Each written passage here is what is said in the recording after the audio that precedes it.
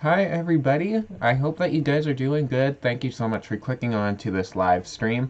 We are obviously going to be doing pointing over there, over at least in front of me. The story time logo is over here, but it's going to be story time. So, we are going to be building a story together, and we are going to be creating the characters and the backstories of them, and then if we have enough time to, we're going to be doing the prologue. So, how are you guys doing today? We'll wait for some people to get into the stream. I think this is going to be pretty fun because I have got this idea through Amy's travels and vlogs. She has been doing build a story on her live streams, and I was having so much fun doing it, and I'm like, okay, I want to do this on my channel too. I think what I want to do is I want to create official characters, and I want them to be the main characters in every build a story that we do. So like, let's say there was a character called Janice and Janine or something like that. If those were like the main characters in every single story, it'd be kind of fun because it's like we have something going, you know? But I see that there's two people in here. You're more than welcome to say hi and contribute. But what do you guys think should be the main characters? Like, do you think what do you think their names should be, and how many main characters do you think there should be? Let's work on getting the names of the characters, and then the type of people that they are, so that we have some foundation to the story. So I'll wait for someone to say something, because I see someone in here, but I don't know if they just want to watch and listen to the story.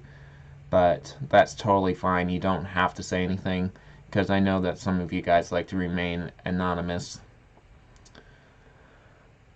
Got some lurkers. I know, because I'm a lurker too, so I don't always say anything when I'm in a live stream. Sometimes I do, sometimes I don't. Most of the time lately I have been, but like there'll be times where I don't say anything and I just watch. So sometimes I've been noticing lately, if I put my phone in my pocket, the screen will be on like maybe 10 minutes later, and I didn't even press the power button or anything. It'll be like in my text messages, and it'll be sending a message or reviewing a message, and I'm like, why in the world is my phone doing that? I think it's because it has like a messed up moto voice response, because what it will do is if I move my phone like this or something, it'll recognize me speaking even though I'm really not, and then it'll be like, what can I do for you? And I'm like, I don't want you to do anything.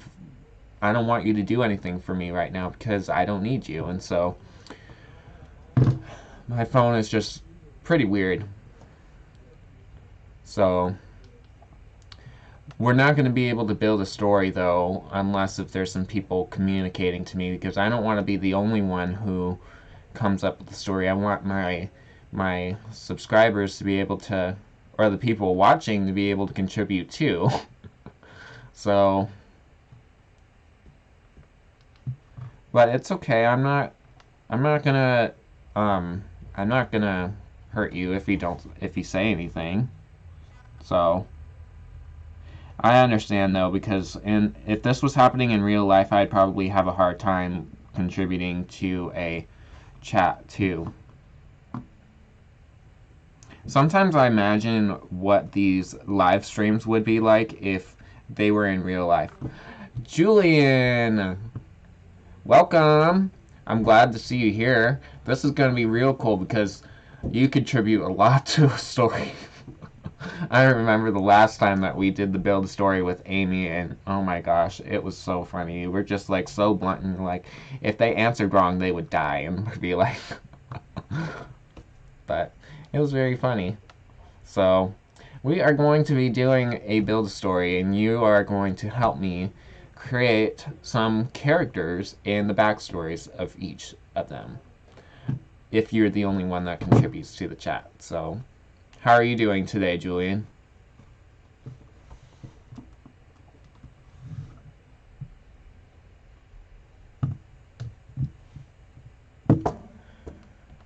But I think it would be a good idea to help if I write down everything so that I don't forget who the characters are and the backstories of each one of them.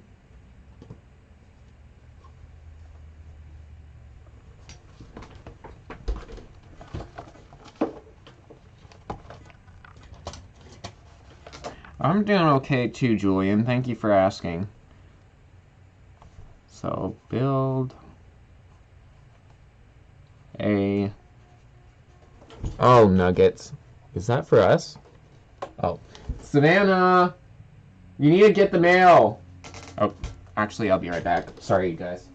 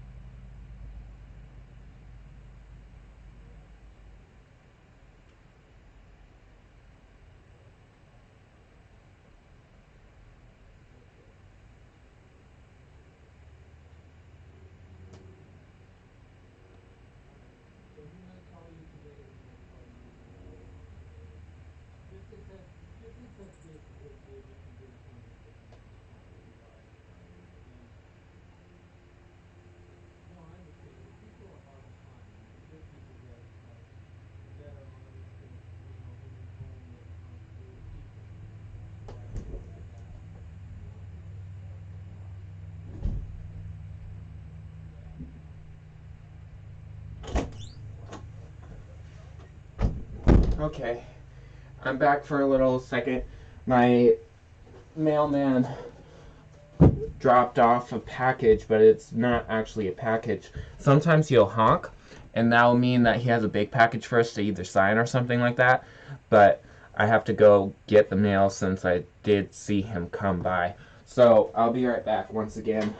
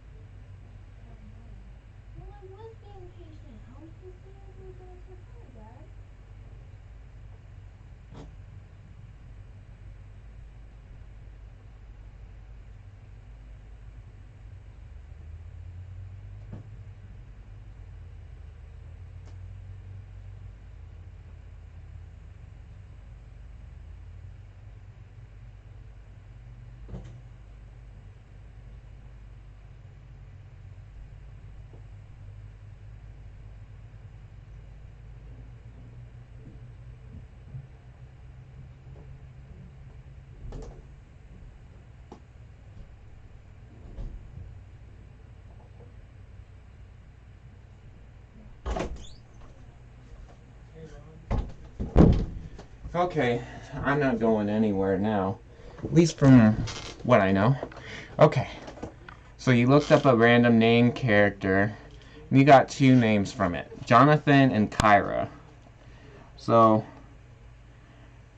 from Julian, we got Jonathan and Kyra. Alright, we'll go with those two names, that's for sure. Jonathan is a boy. Kyra is a girl. So how old do you think... No, that's okay. No, that's fine. How old do you think these characters should be? I'm thinking maybe Jonathan should be, maybe like 35. Like 35 years old. And Kyra should probably be,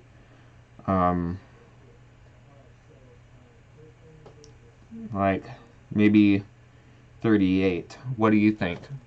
So Jonathan's 35 and Kyra would be 38. What do you think? Or do you think I should go at a different age with them?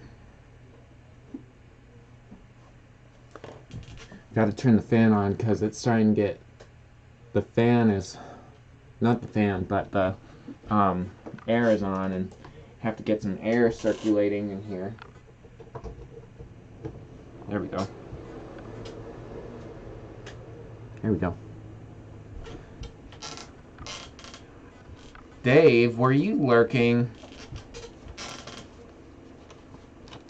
So Dave says 22 and 25, Jonathan, and then according to Julian, Jonathan should be 28 and Kyra 25.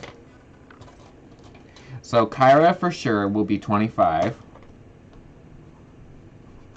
And then happy medium between 28 and 22. Let's see, so what's the difference? 6, 3. So how about 25? They would both be 25 years old. You think Jonathan being younger is a good idea? Okay, so let's see. How about we do Jonathan 24. We'll do Jonathan 24 years old. Or 23. Yeah, we'll do 23. So is there any other character... Oh, keep going back and forth. 24. We'll just do 24. Terrible erasers. Oh, no. Not bad.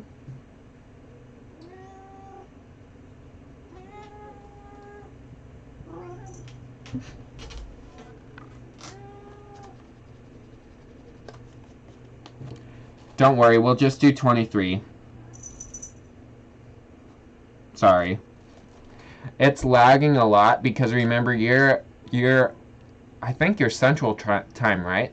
So the messages will come in later than when you actually type them. They'll show up on my end later than showing them on your end, if that makes sense. Ages might depend on whatever characters they're supposed to do. Okay, so what do you think they should have, like, as far as backstories? Do you think they should have, like... Do you think they should have a backstory, or do you think they should just be, like, kids who are getting out of college or in college right now, or one of them is, like, a nurse or met at college? Okay. Met at college. Okay. Jonathan, he studied for... I wouldn't want to say... I don't know about an investigative degree, something like that. I don't know. What do you guys think? Do you think he should have, like, a degree in investigating, if there is such a thing?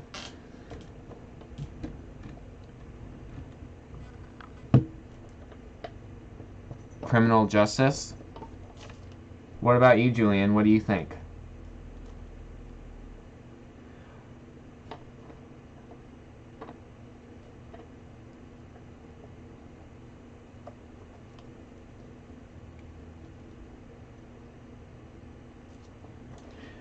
I think criminal justice is a good idea, personally. That is the investigative degree. Can you get a degree in forensics? Is that a thing? I honestly don't know, Julian. It probably is, but Dave, he works at a college, so he would know. Forensics is under criminal justice. So we'll just say a degree in general in criminal justice.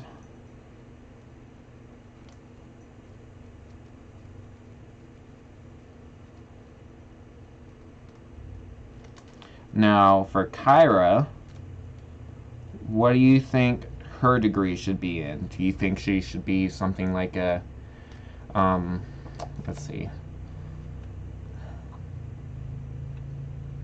like maybe a vet, or do you think she should be a, maybe a designer, or do you think she should be a doctor? What do you guys think?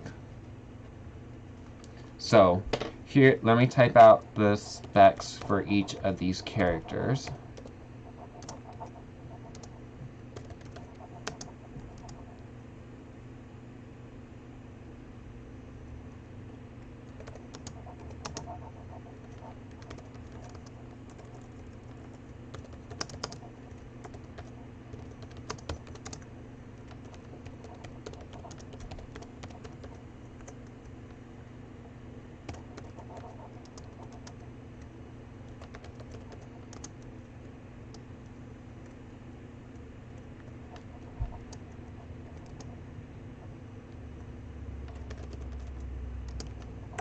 So, I would like something more scientific because she would have met him in a class similar to what he is taking.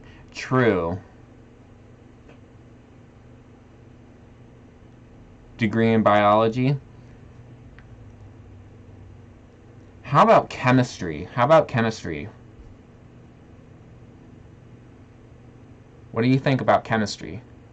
What do you know, Dave, if they have to take chemistry and forensics?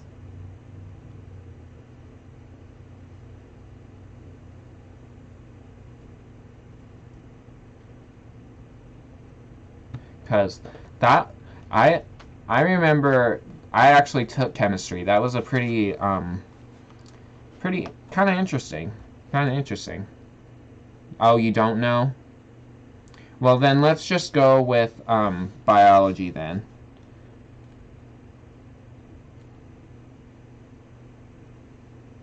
Biology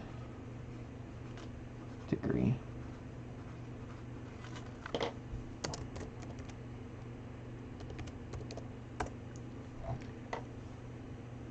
Oh, you're looking it up?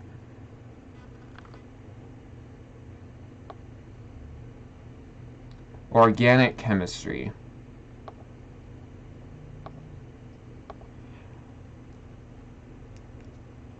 So, organic chemistry is part of forensics?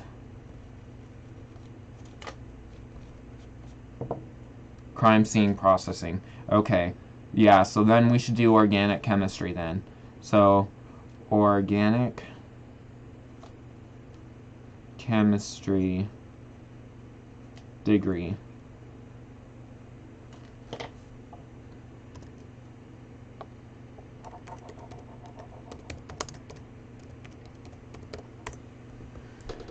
Okay, so what do you think about the personalities of these characters? Do you think they should be outgoing? Do you think they should be shy? What do you think? Guys?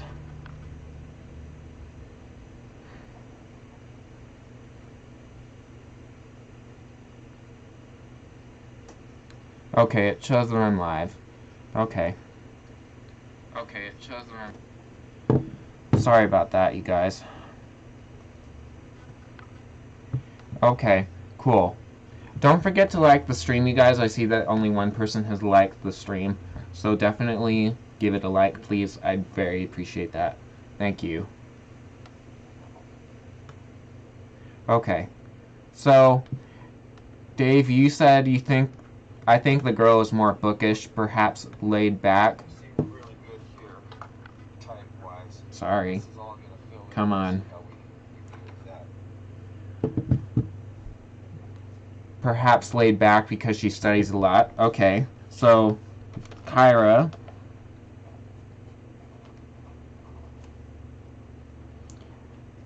Laid back.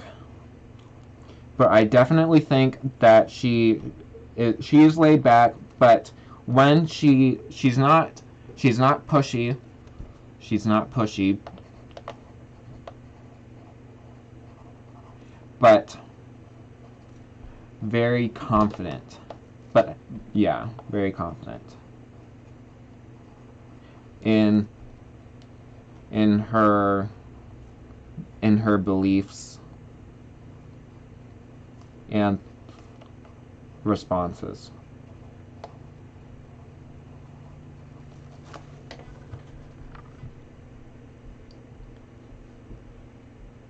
Thank you guys for giving the stream a like. I appreciate that a whole lot. Now, what do you guys think about Jonathan? Do you think he should be like the adventurous type, where you would call him like the curious cat, so to say? Okay, Julian, I see your message.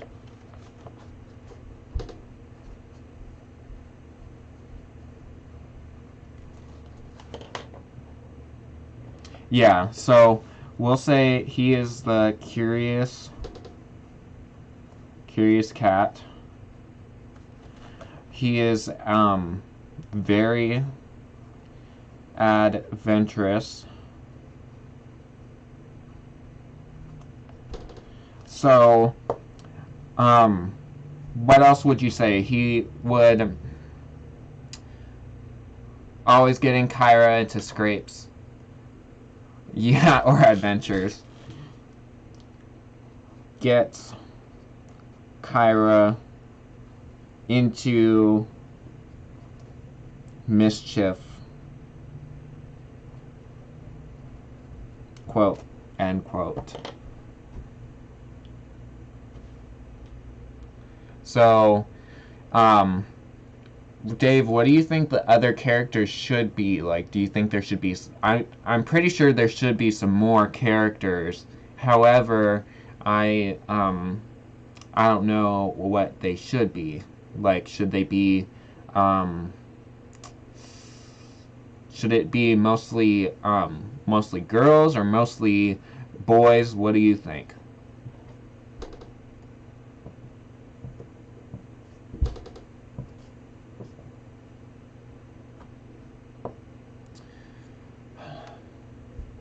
I wonder if I open the door a little bit, that the internet reception would be better, because I can see that I'm glitching on my end.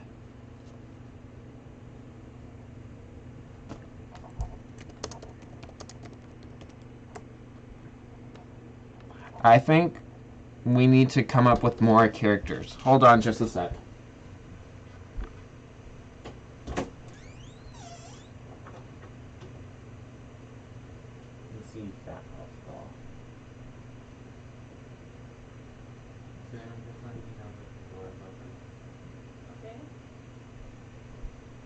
Okay. Alright. Let's see if that helps any bit.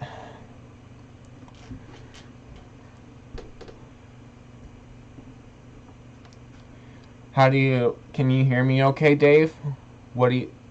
How is it coming on your end?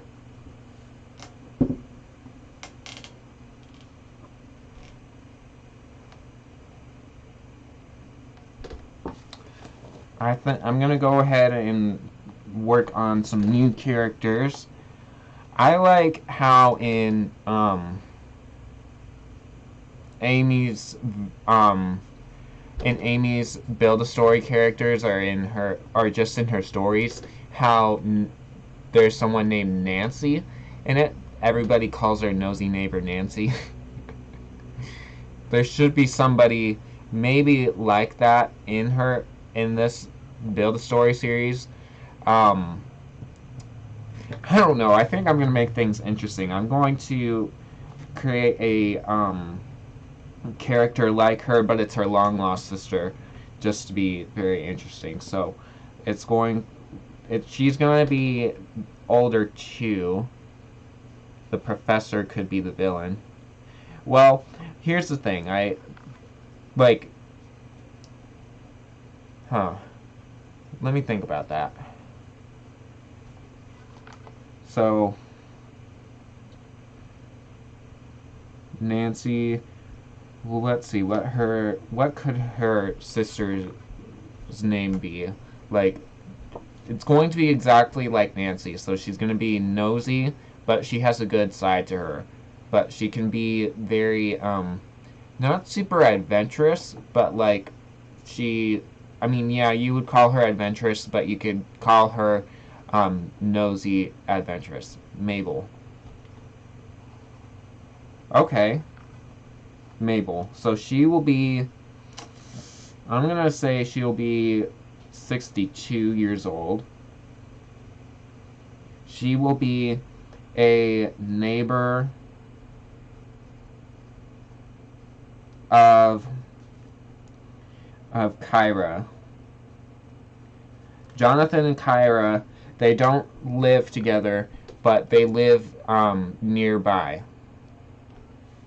So Mabel, she will be nosy and adventurous.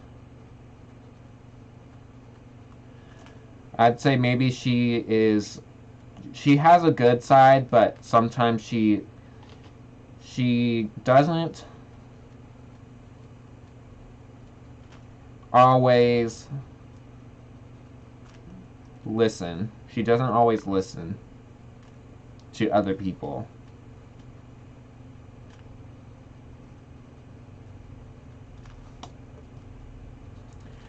I would say she not a professor, but like a dorm monitor. Well, here's the thing. I think Jonathan and Kyra they're graduated from college because they both have their degrees. That's the thing. Maybe maybe a setting could be at their old college, so we could say that could be a setting, one of the settings. But maybe one of the old teachers could be a villain too. But here's the thing: we don't want it to like, we want to just have like the main characters. We don't want to have like the specific antagonist, so to say. We just want to have like the main characters, because the main villains will either get caught, or they'll just be on the run all the time. We could throw in one just for the heck of it, but at least in my thoughts, I would think that the bad guy would get caught. So, what do you think?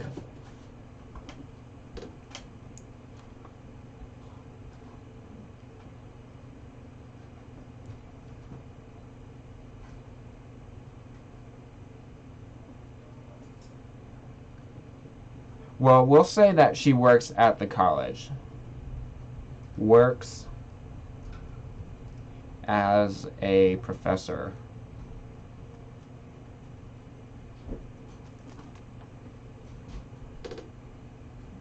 And she teaches criminal justice.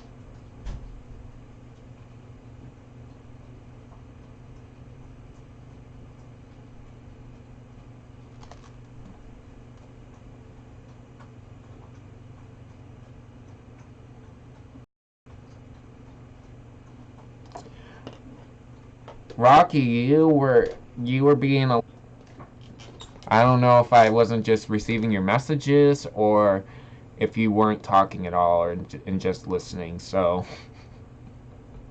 see, there some of my watchers are lurkers.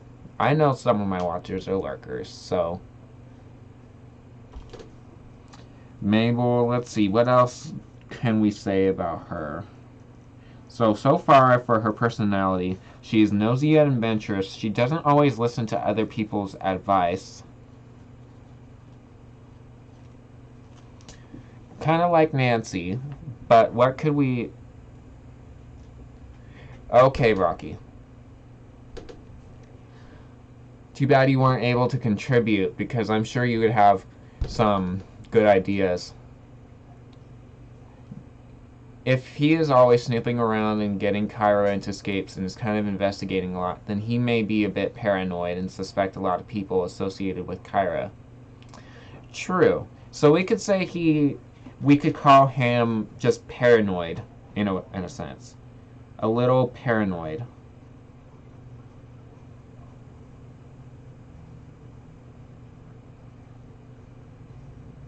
So he is a little paranoid because he is a very... We could call him... we could say he has OCD, that's for sure. He has OCD. Okay. Rocky, do you have any ideas, though? Yeah. They are OCD, though, that's for sure.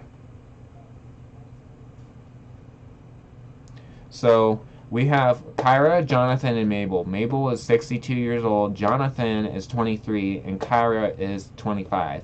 Kyra, she has a degree in organic chemistry. She's very laid back. She's not pushy, but very confident in her beliefs and responses. Jonathan, you'd call him the curious cat. He's very adventurous, and he gets Kyra into mischief. He's a little paranoid and has OCD.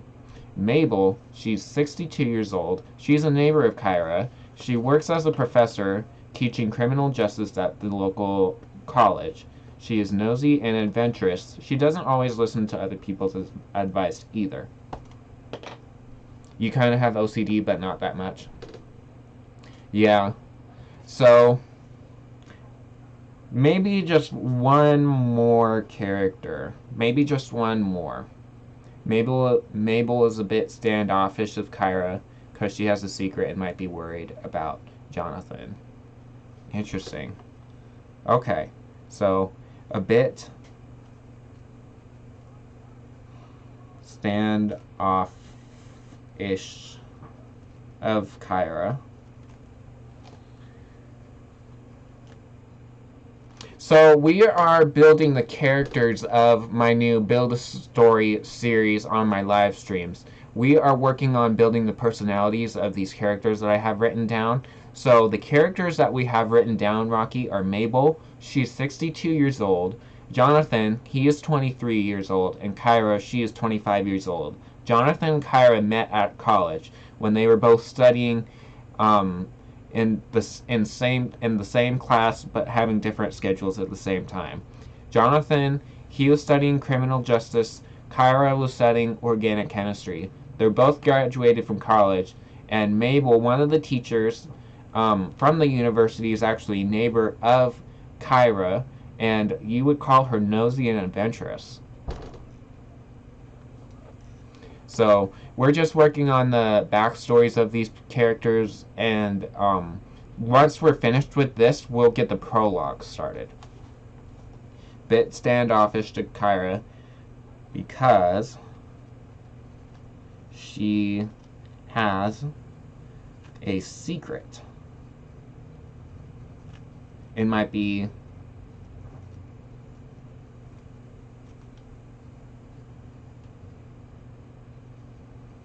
about Jonathan.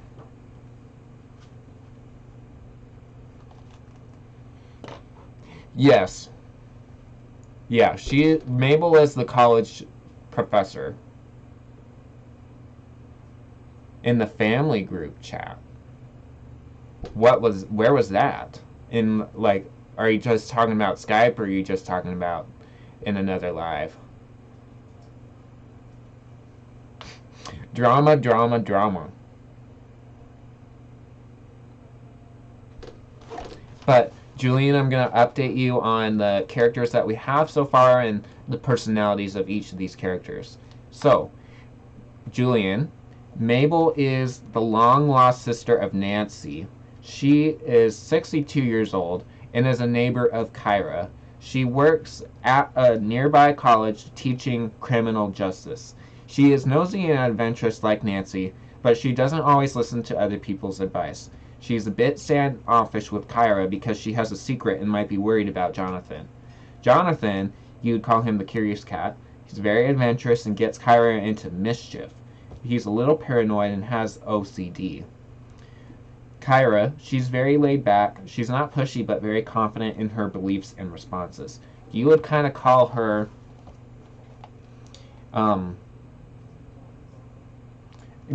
I wouldn't say a pushover because she is confident, but I guess you would say she has a soft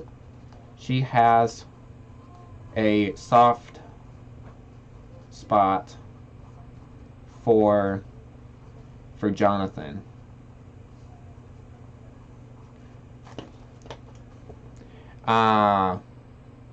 Yeah. Yeah, I think she should have a soft spot for Jonathan because that's how Jonathan gets her into mischief, because she has a soft spot for him. Even though, in general, she's a very confident person in her beliefs and everything.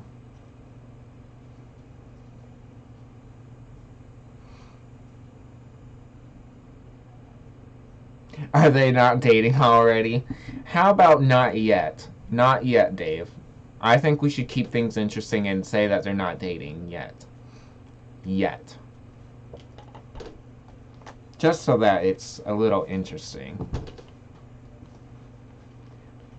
We could say they both have secret feelings for each other.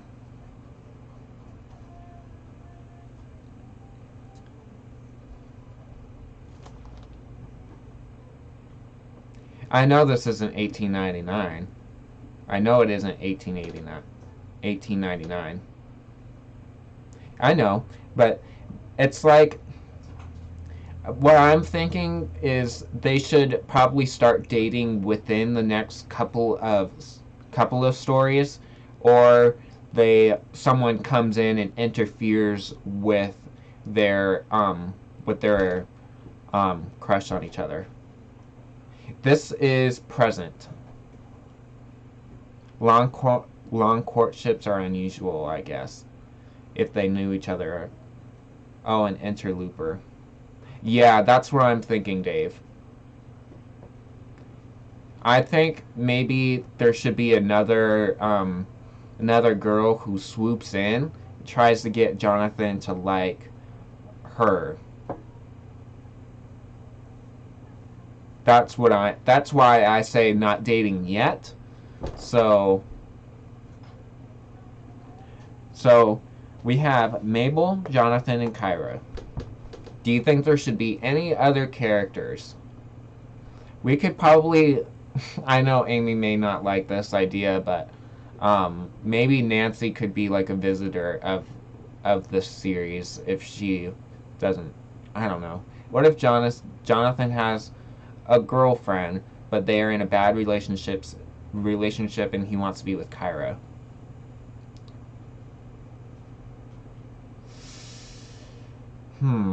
Mabel is single, that's for sure. So Mabel is single. She is single, however, she has been previously married.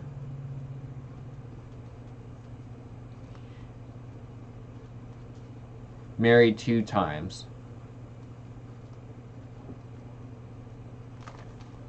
So she's been previously married 2 times but is currently single. So, Jonathan. So, Julian, I don't know if you know that they have a secret, that Jonathan and Kyra have secret, feelings for another, but my idea is if there's an interlooper, like Dave was calling it, that there would be someone who comes in between the relationship of Jonathan and Kyra, the secret relationship, even though it's not an official thing yet.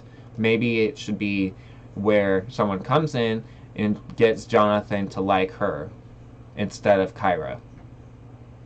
Maybe her last husband is a jewel thief hiding out in Europe, and that is why she's always paranoid.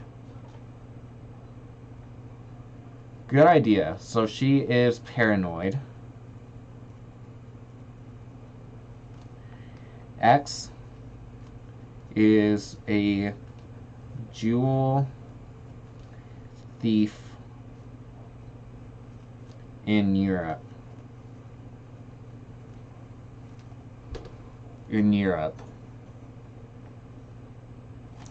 I think we got a good backstory for each of these. She's scared of Jonathan because he's always asking questions and nosy.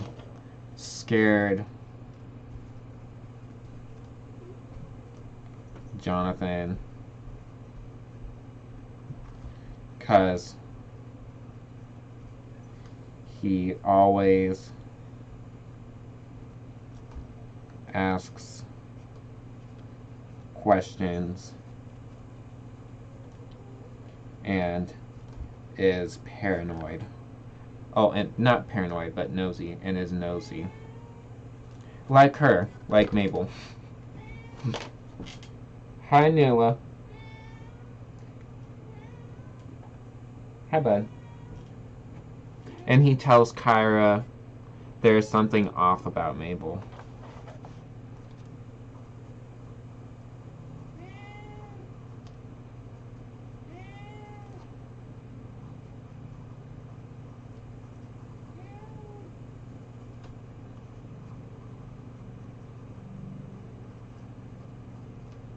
I like this. This is cool. I think Nancy, for sure, she's going to be in the series. I'd have to get the specs from Amy and ask her for her permission, but I would like Nancy to be her Mabel's sister.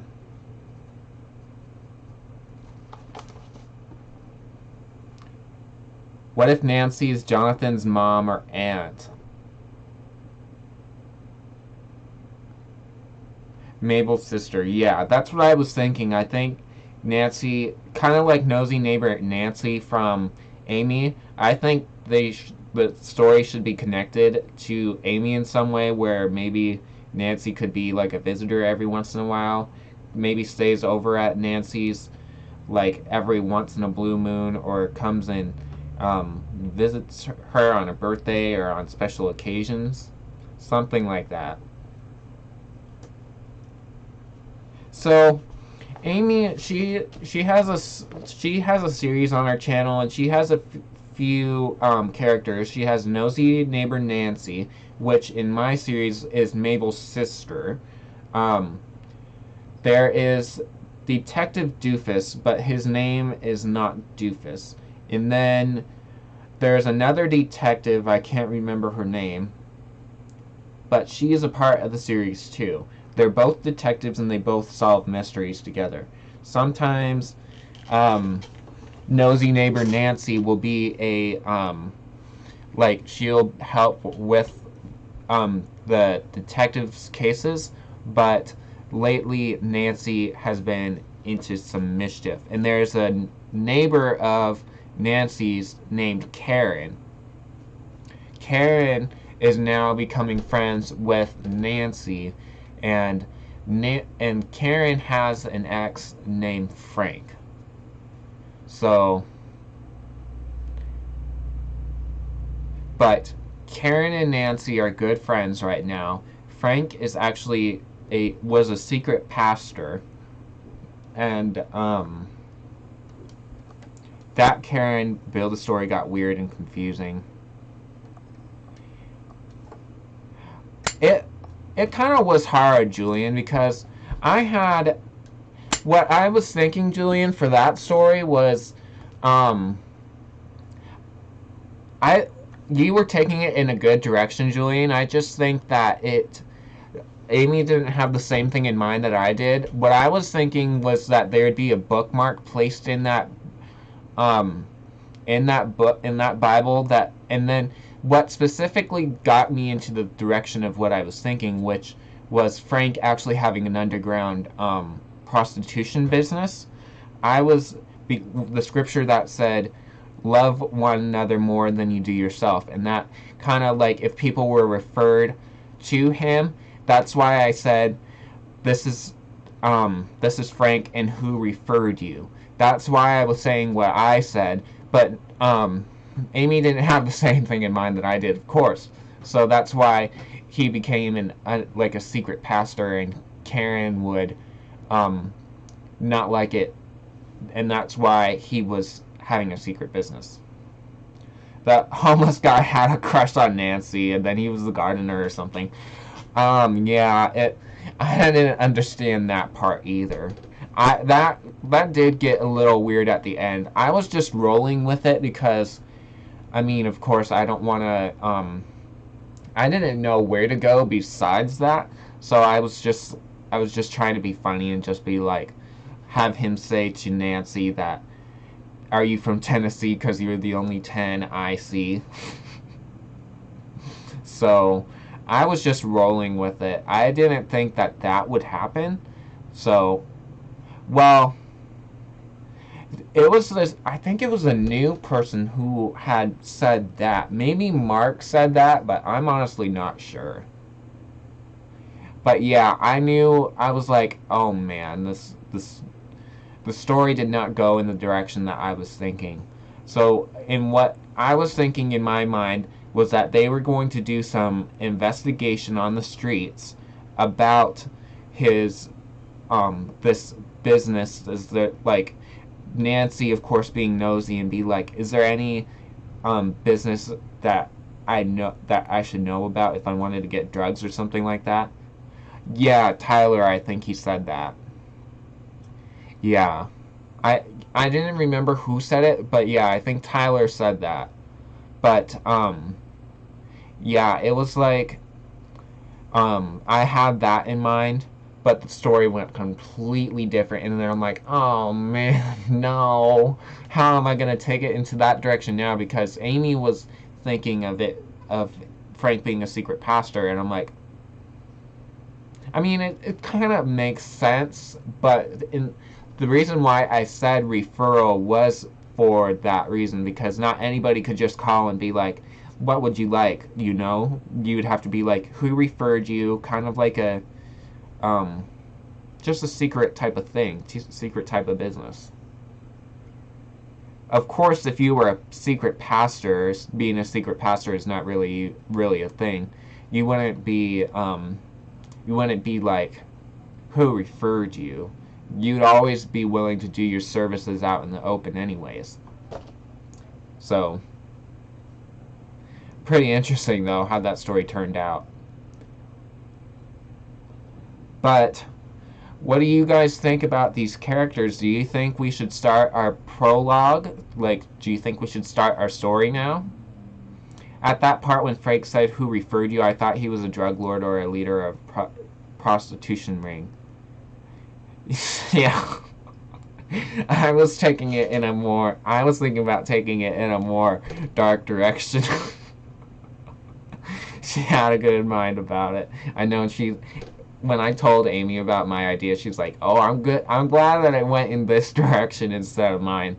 But I think maybe mine would have been too easy to figure out, but I had a more mysterious type of story in mind.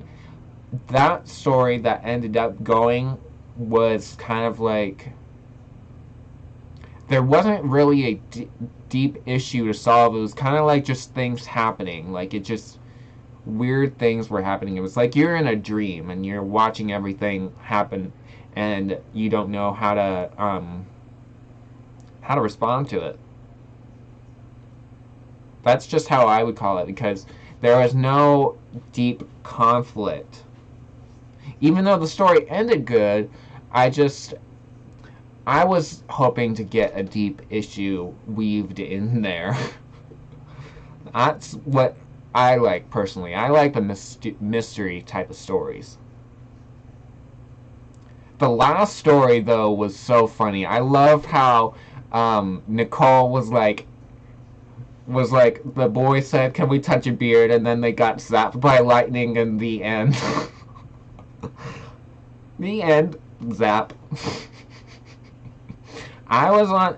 I was trying to think of a question. I did not think it out like Amy was saying, but I thought it was very funny how Nicole was like, that boys asked, "Can we touch your beard?" Zap. The end. Zap by lightning. Okay, before the prologue, let me make sure I understand the characters. So Jonathan is a nosy criminal justice student who has a crush on his longtime friend Kyra, and they have a teacher who is named Mabel. Well, Julian, the thing that I would say,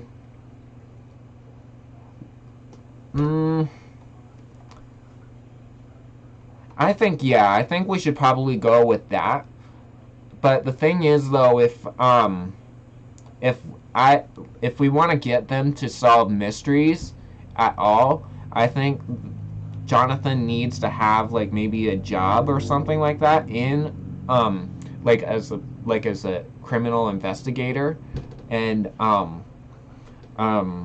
Kyra be someone who is a scientific investigator, I guess. I don't know how you call it. Maybe she works at like a scientific lab that works with the police in helping investigations. Something like that.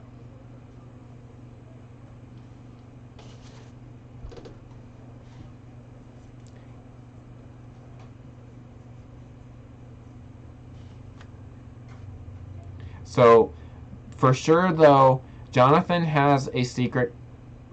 What if he's just the local police detective? He works as maybe as an apprentice. So yeah, like he works as a as an apprentice for the local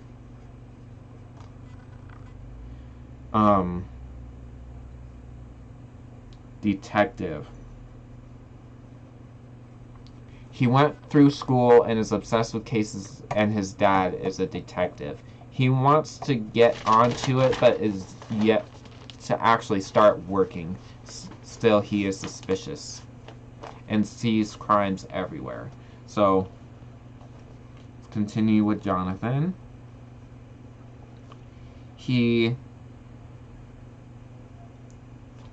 Well, I think we should go with Julian's idea, but we should say that they are in their last semester of school. We'll say they're in their last semester of school, but Jonathan is currently working as a local detective. But we'll say that his dad is a detective.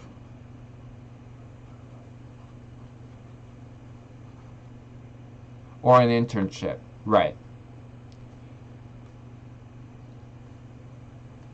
Works with his dad.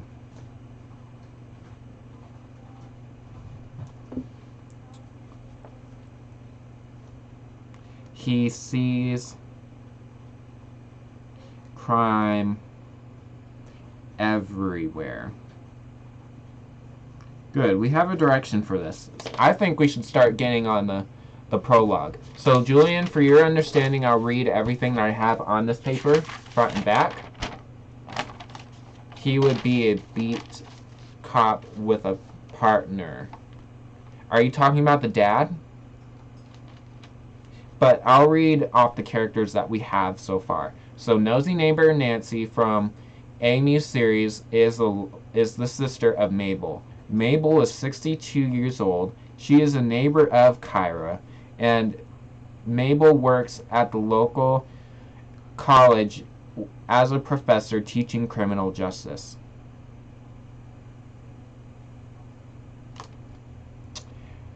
Well,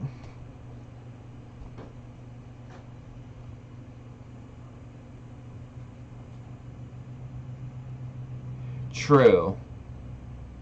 That's true. Yeah, so then I would say, yeah. Well, he has the degree and everything. I don't know. He assists the detective from the police station like an intern for experience. Okay, so yeah, they're both out of school, but yeah, we'll say they're both out of school, but Jonathan has in mind he wants to get experience before he goes into this field. A detective has to be upgraded over experience to that grade. Oh, okay. So he has to have experience in order to be a detective. Okay. So yeah, Jonathan is working to be a detective by being an intern for his dad. His dad is a detective. So, um, Jonathan and Kyra went to the same college. They met each other there, and they're good friends. And Jonathan has a degree in criminal justice, and Kyra has an organic chemistry degree. We should probably say, well, do you know what the difference is? What's the difference between a private investigator and a police detective? I think I think we should have him as a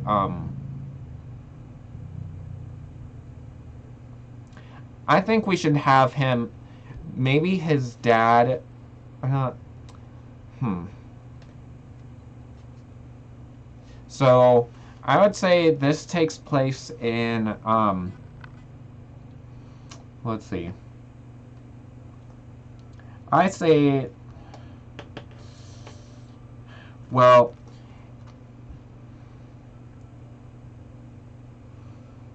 I don't know. I don't know where should this story take place.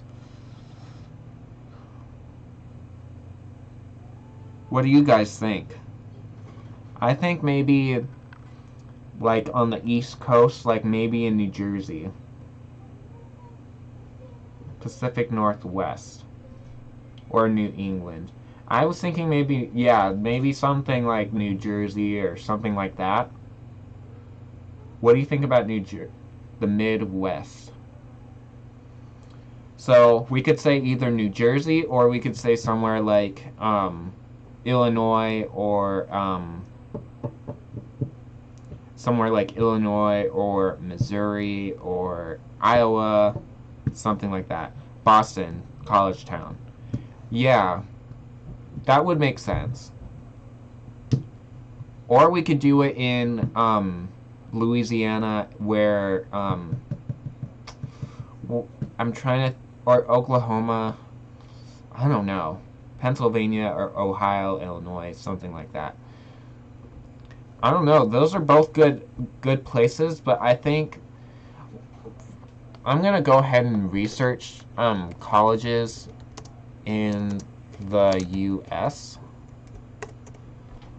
Let's see. So Harvard.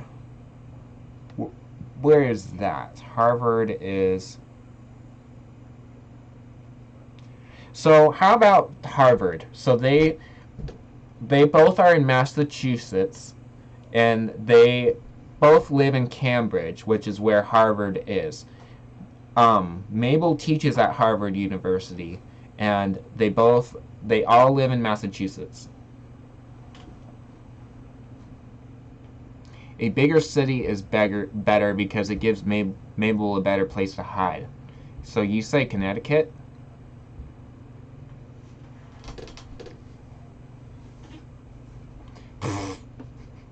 You're making her smart, Dave. Yeah. Harvard is in Massachusetts.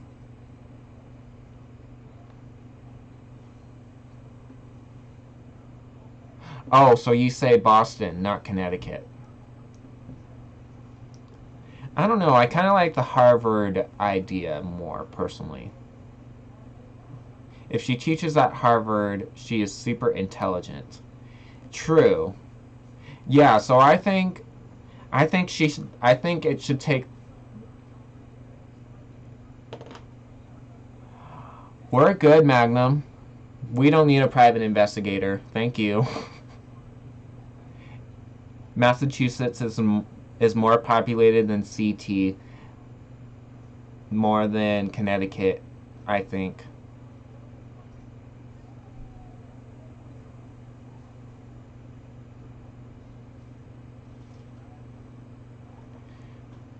Ask him what? Oh, Magnum, do you know what the difference between a private investigator and a detective is? Do you know what the difference is?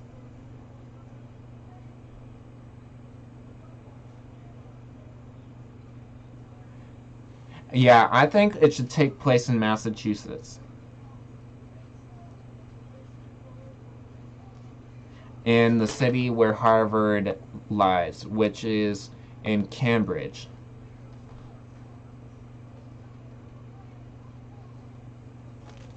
But the thing is, though, if Nancy is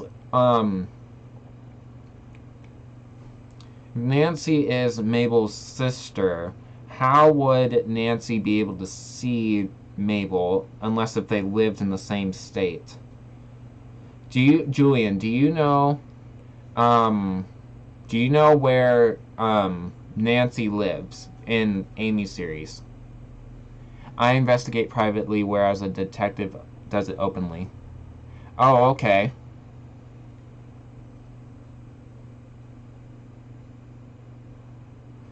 There's a Cambridge in the UK.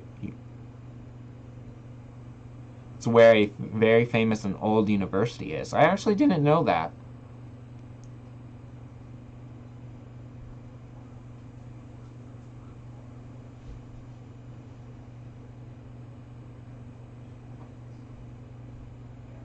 Well, um, I would say, I aren't they in Kansas, Julian? I want to think Michigan is where Amy said Nancy lives. I could be wrong. You know what? I have an idea. I'm gonna contact Amy really quick and ask her um, where Nancy lives.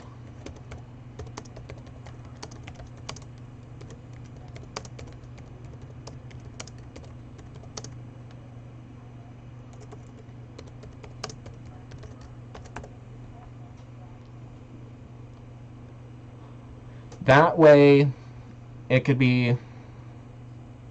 That's pretty cool. That's pretty cool. Are you retired or do you still do it every once in a while?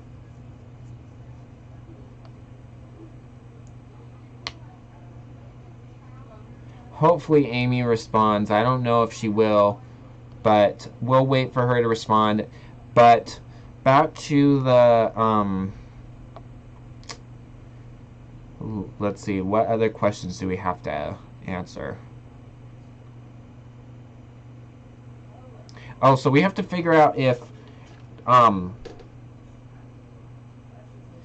I think the dad should have his own business as a private investigator. So his dad is a private is a PI and has a very successful business. He has a very successful business, and um, and it is recommended place to it's a very recommended business for this type of work.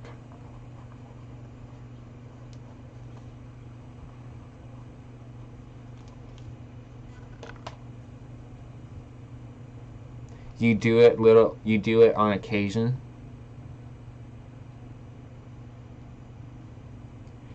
You like the original one yourself, Dave? I actually have not seen the new Magnum TV series before. But Amy has not responded yet. That's okay. We can wait just a little bit. But I think that his dad should be a private investigator and has a very successful business. He's very recommended for the type of work that he's in. You'll be right back. So, I definitely think we are on a roll here. I think we got ourselves a pretty strong story here. Don't forget to like this video, you guys, if you haven't already. I very appreciate that. I'm sorry, I'm tending to one of these Android Neko cats that came on my phone. There's this Easter egg on my phone. Don't know how I got it unless if I unlocked it, where every once in a while I put out food and a cat comes by. It goes, my phone vibrates and it's like bzz, bzz, and then it means this cat has arrived and I have to feed it every once in a while. So he left a comment under the live stream. Yeah. But I think we have ourselves a really good story, really good backstory of each of these characters. And we will add, as we go along, we will add more information about them, of course, because it's going to be up to you guys and me what happens in the story, because in a build-a-story, each person contributes a part of the story. So, like, I would say, this is just a scenario. Jonathan and Dave, no, not Dave. Jonathan and Kyra went out to a restaurant, and all of a sudden, this happened. And then someone else would continue that part of the story, if that makes sense. That's kind of what Build a Story is. So, but I think other than that, we are good for the prologue and everything. So, Jonathan, I would say, Jonathan, he, how tall do you think he should be? Like 5'9"?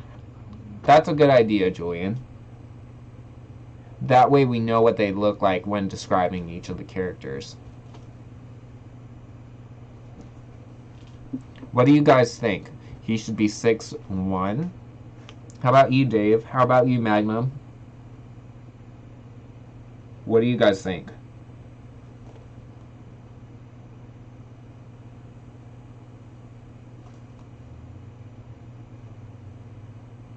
I'm kind of excited to do this build a story. This is going to be really cool.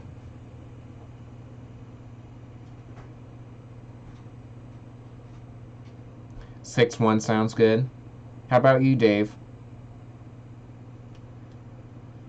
I think 6'1's fine too.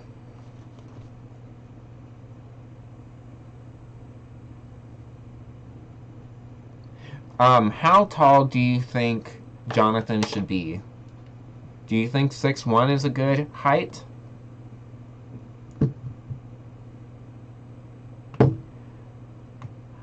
Amy, beauty in the word. Welcome. We are working on building our story here.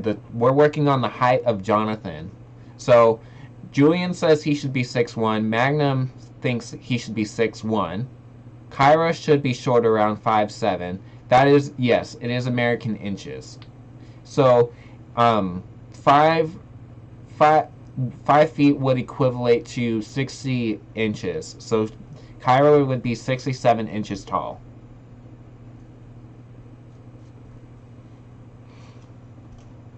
So I think that's a good idea. So Kyra, she is 5'7".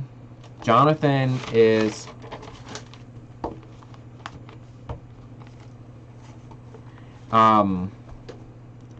let's see. Jonathan should be 6'1".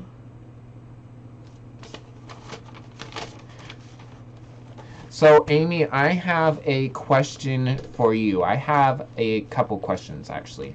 So, first question is, where does nosy neighbor Nancy live? Like, in your series, where does she live? Is she in Michigan, or is she in another state? We are talking about the characters for my new Build a Story series. I'll be building parts of the story to make one story together. So, for those of you guys who are just coming in, I'll go ahead and read the descriptions for each of the characters. So, Mabel, she is one of the characters in the story. She is 62 years old. She is a neighbor of Kyra. She works at a local university or college as a professor teaching criminal justice. Jonathan, he is 23 years old. He has a degree in criminal justice, and Kyra is 25. Jonathan and Kyra met at a class together. She has a degree in organic chemistry. So Kyra, she is laid back. She's not very pushy, but very confident in her beliefs and responses. However, she has a soft spot for Jonathan. She is 5'7". Jonathan, you would call him the curious cat because he is very adventurous and gets Kyra into mischief. He's a little paranoid and has OCD. Jonathan and Kyra have secret feelings for each other. And Jonathan tells Kyra that there's something off about Mabel, the girl who works at the university. He works as an apprentice for the local. He works as an apprentice for his dad, and his dad is a private investigator. His dad is a private investigator and has a very successful business and is recommended for his type of work.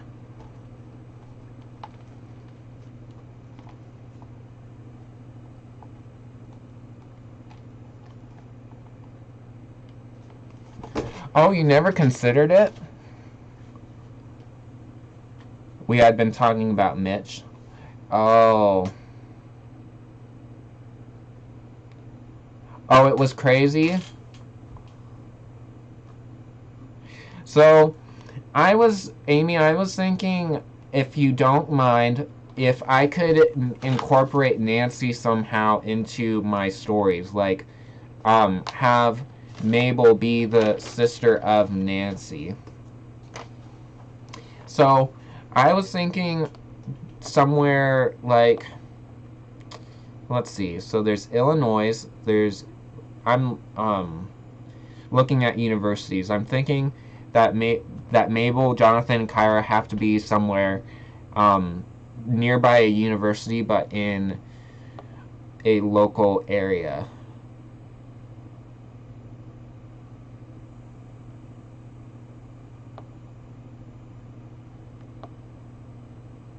Not New York. Howard.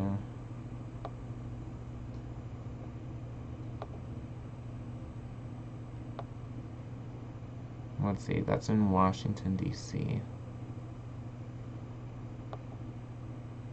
I don't know. What do you guys think? I don't want to take all of the characters, but I would, if you don't mind, I would like to incorporate Nancy somehow into the series, that's all.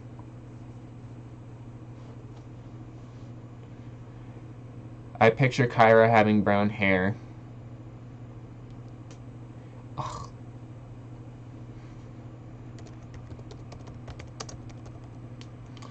Geez, technical difficulties again. Sorry, you guys. Hey, Dad. Okay, Magnum.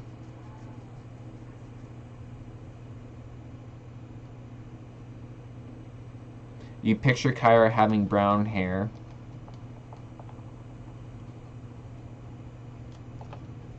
And brown eyes and having tan skin.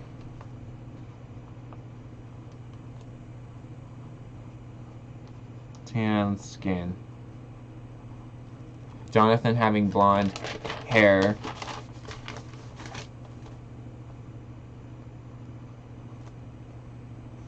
And blue eyes. I think that's, I think maybe Kyra maybe should have, like, I don't think she should have tan skin, but I think she should just have like a just like a normal skin tone, like just have normal fair skin.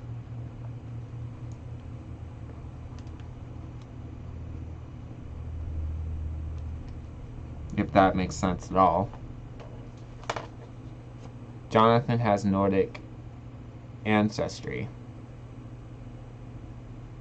Scandinavian.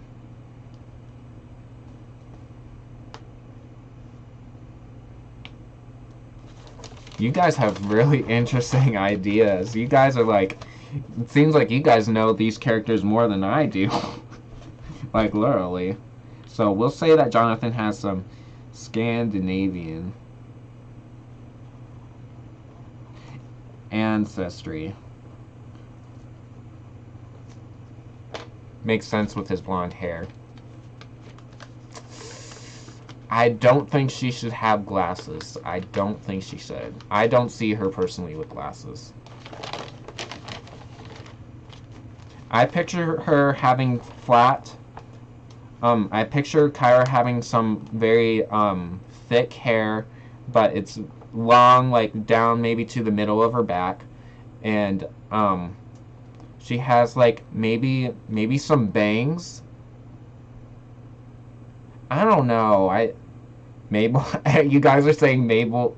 Oh, not Mabel. Yeah, Mabel should have glasses. Yes, Mabel should have glasses. So Mabel will have glasses. Has glasses. Yes. Yeah, it is. Yeah, this. I know this is really fun. I like this. But Kyra will have bangs. That's for sure. She'll have bangs that go like maybe to here, and they're kind of curled a little bit. She would have like a very I would say orangish brown eyes.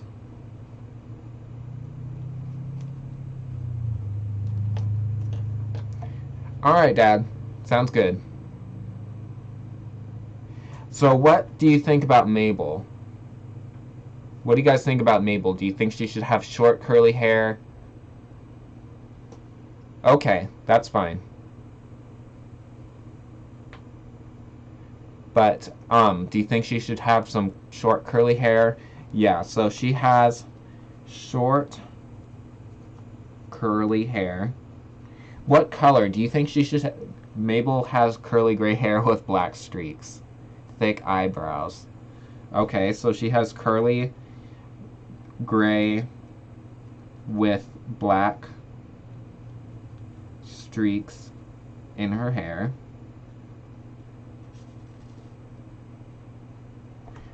Thick eyebrows.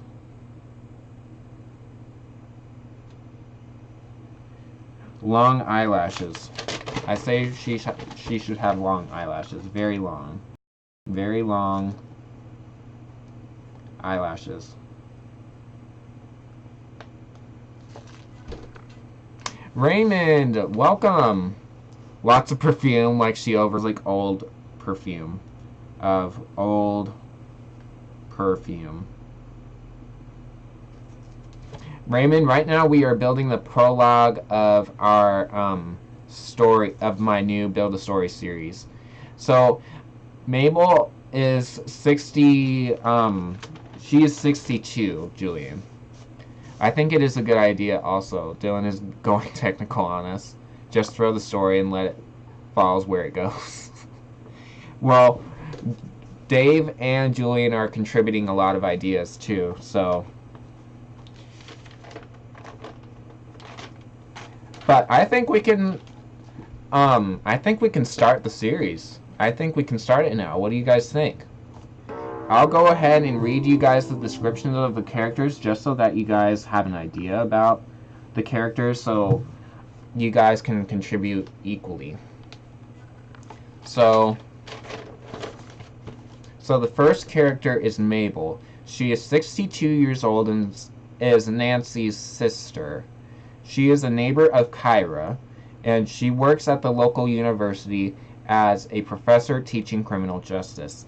Mabel is single. She was previously married twice, having an ex residing in Europe as a jewel thief. She is nosy and adventurous, and she doesn't always listen to other people's advice. She is paranoid and a bit standoffish of Kyra because she has a secret and might be worried about Jonathan.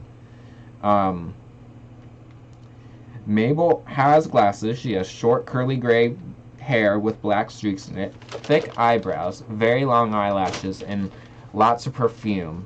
It smells very strong, and it smells like old perfume.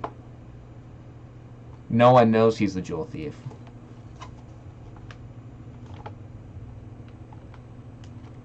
Jonathan's mom is dead. Okay, so we'll say that.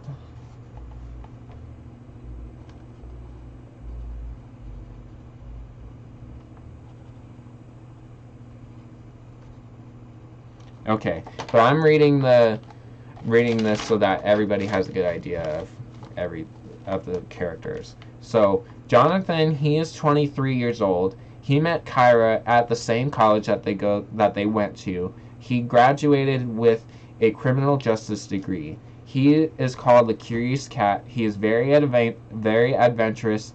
He gets Kyra into mischief. He's a little paranoid and has OCD. Jonathan and Kyra have secret feelings for each other, but they haven't discussed it yet.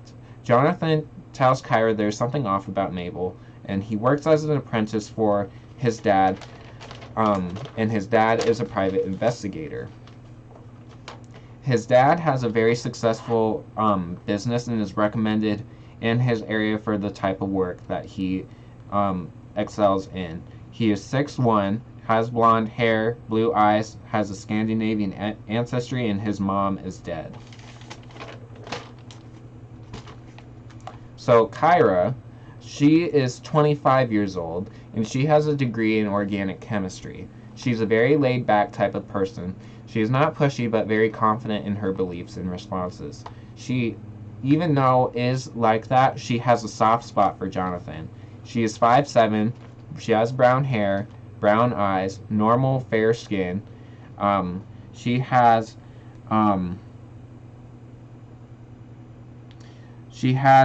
bangs.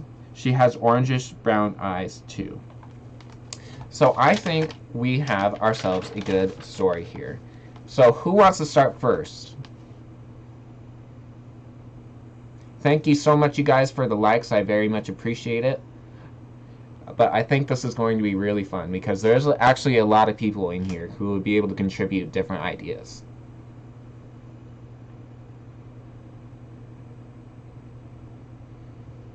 So,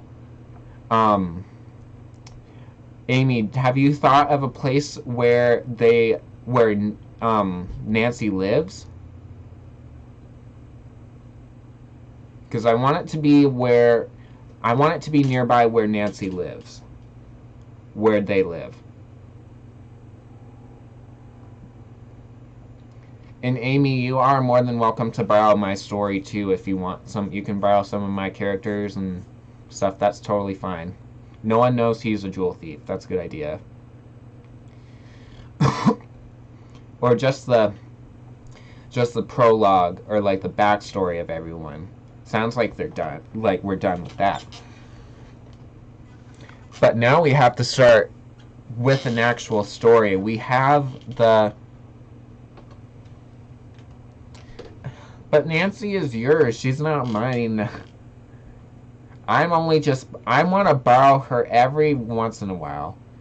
If Nancy is rich, she lives in Beverly Hills. Well, Nancy lives in somewhere rural. She is by no means rich. I think. But I don't want to take Nancy completely from you because she is yours. So I'll just work with where you want her to live. So I don't want to completely take your character from you. I just would like to borrow her every once in a while and kind of make it feel I don't know. I like Nancy a lot, so Nancy doesn't have to be nearby because if she's Mabel's sister and nosy, she would know about the ex being a jewel thief. So she just visits. Good idea. So, how about... Yeah, maybe we should just say that they are at Harvard. Nancy lives in the mountains. Nancy just gets by. Her husband died 15 years ago, so she lives off her husband's money. Good to know. So, Nancy lives in the mountains in Oregon. So how about this takes place at nearby Harvard, like what we were saying at first. She probably should just take place in Cambridge, Massachusetts.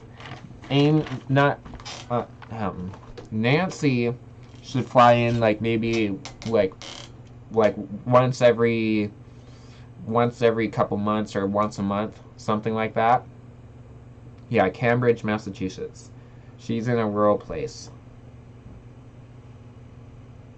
How about what about Kentucky, Amy? What if she was in Kentucky? Isn't Kentucky a little rural?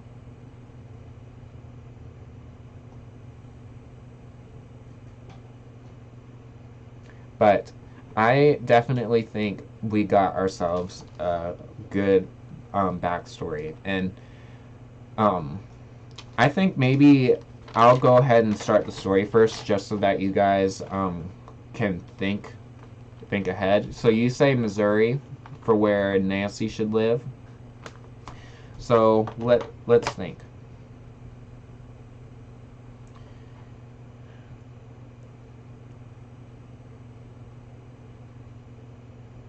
So yes, Kentucky. She can cook us some fried chicken. Beaumont, Texas. She can cook us some fried chicken. Kentucky Fried Chicken. She can make us some KFC. But I think how I'll start it is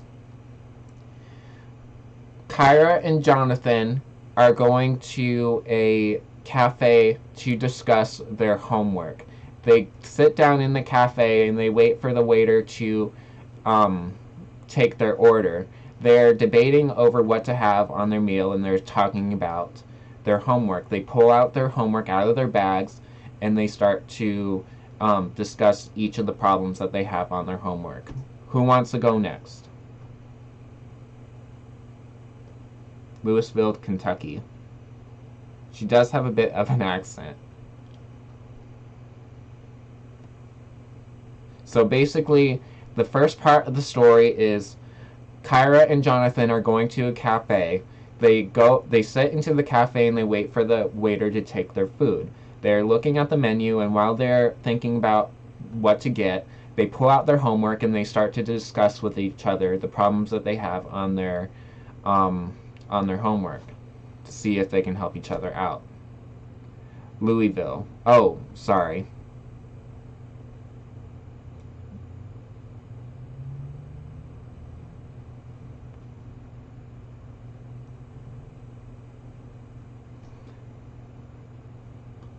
I was like, when I saw the Big Bopper, I was like, who is that?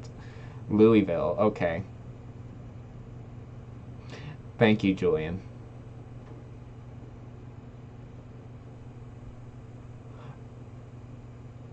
I am getting this all mixed up here.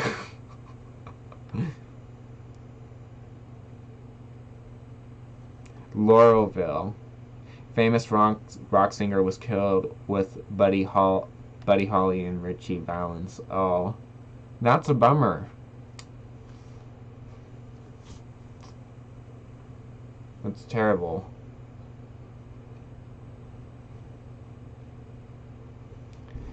But is there somebody who wants to continue the story? Or do you want me to continue next?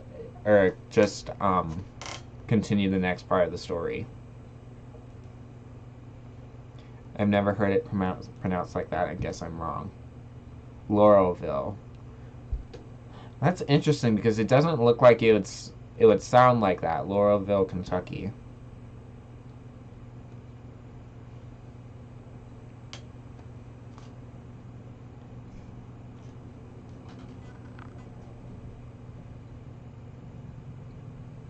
Plane crash on February 3rd, 1959.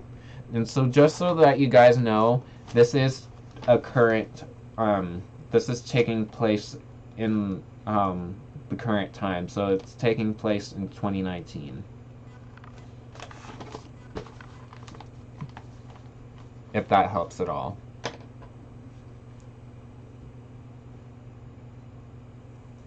So if somebody doesn't volunteer, I'm going to volunteer someone for themselves. So somebody got to volunteer so the story doesn't get stagnant.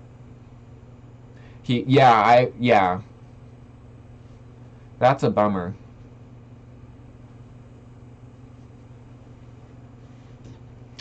But yeah, that's such a bummer because being on a plane itself is just scary, and then if you were to get in a plane crash, it's like, how would you ever be able to get on a plane ever again, you know? Like, how would you be able to travel? But you just would have to be like, Lord, protect me and don't let it happen again. So, Louisville,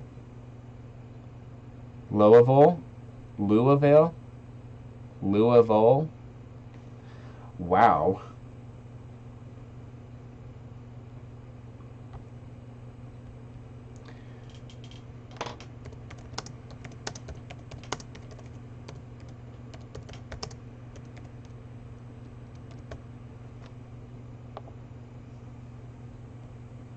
I'm gonna find out how you pronounce that. Louisville.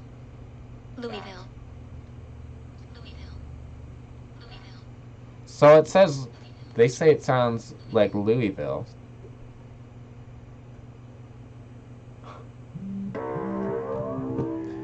Oh, yeah. Louisville. Gosh, why do they have to make these words so hard to pronounce? It doesn't make sense. I know, Bear. So there's nobody who wants to contribute to the story. There's nobody who wants to contribute. What does that sound? Are you talking about my cat? Or are you talking about the person saying Louisville? That was probably my cat that you were hearing.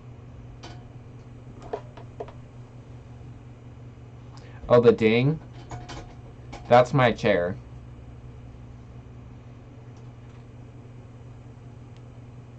Okay, so there's nobody who wants to start the story. So the names of the students, well, they aren't in school. They just graduated, but they are currently training as apprentices for their type of degree. So Jonathan is his name, and Kyra is the girl. No, it was like a phone.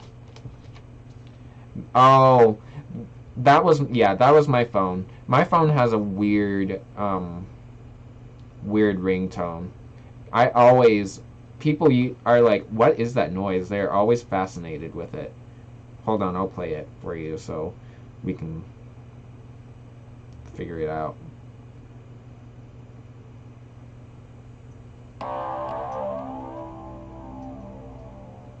That.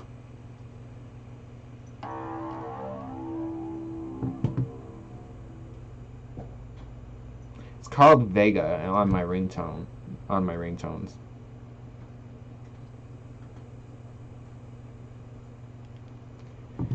Okay, Julian, thank you. Someone finally continued the story. So the order will be me,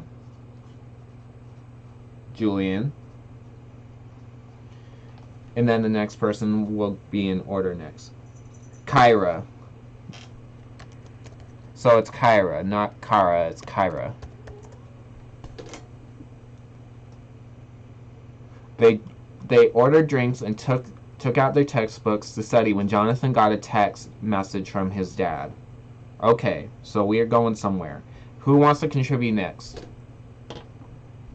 So basically Jonathan and Kyra went to a cafe. They went in, they were waiting for the waiter to take their order. They were looking at the menus, and when they finished looking at the menus, they took out their homework and they were asking each other what questions they got on their homework so they could help each other out. They just ordered drinks and they took out their textbooks to study when Jonathan got a text message from his dad.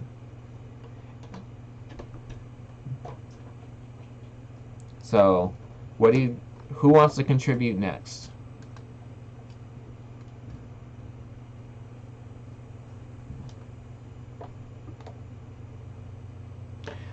This thing with story building is you kind of have to wait a little bit for people to contribute a story idea. So, Kyra asked. Okay, so Amy is next. So, Amy says, Kyra asked, "What is it?" He answered that his dad needs him home ASAP. His dad messaged Jonathan to say that there has been an unfortunate accident. And so Raymond is after Amy. Dave, what about you? Do you have anything to contribute, or do you just want to listen?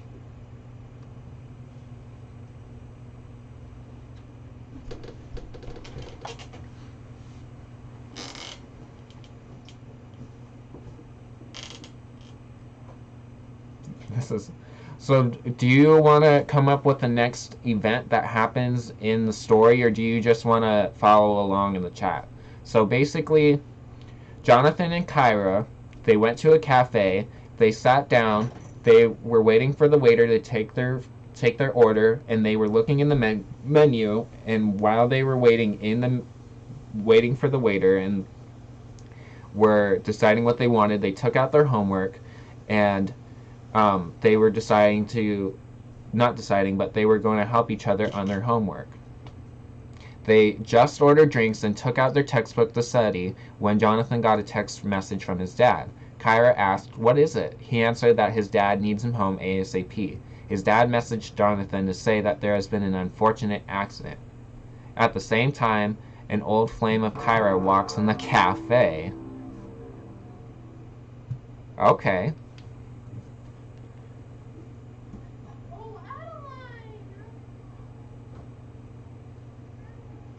I hate it when I get invited to these stupid Instagram group chats.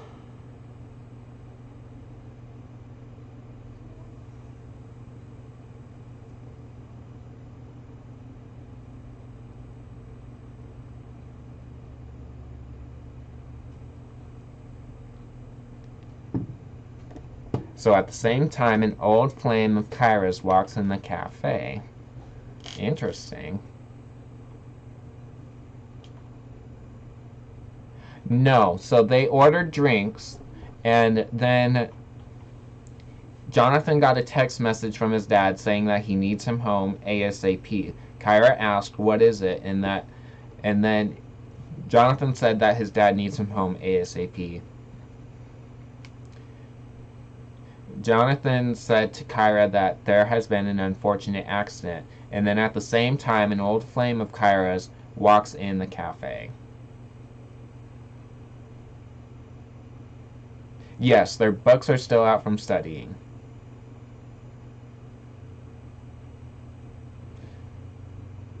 Yeah, what happens? Does Kyra decide to go with Jonathan, or does he stay in the cafe?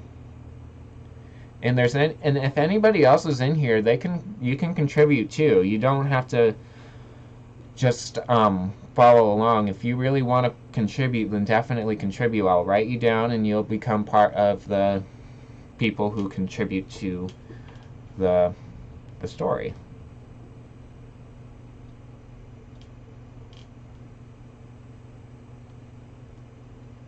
Yeah, this is kind of getting good. This is, well, not kind of, but this is getting good. An old flame of Kyra's gets in the cafe. What does Kyra decide to do? So, due to being so startled about the entrance of the old flame, Kyra does not notice the diamond wedged inside her textbook. Oh. So if nobody else contributes, then I will contribute next, because I'm first, Julian's next, Amy after Julian, Raymond after Amy, and Dave after Raymond.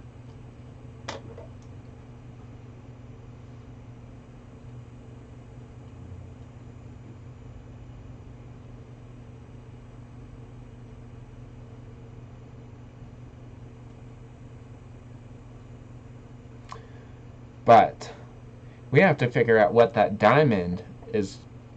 Oh, I see. I see where this is going now. Okay, so let me think.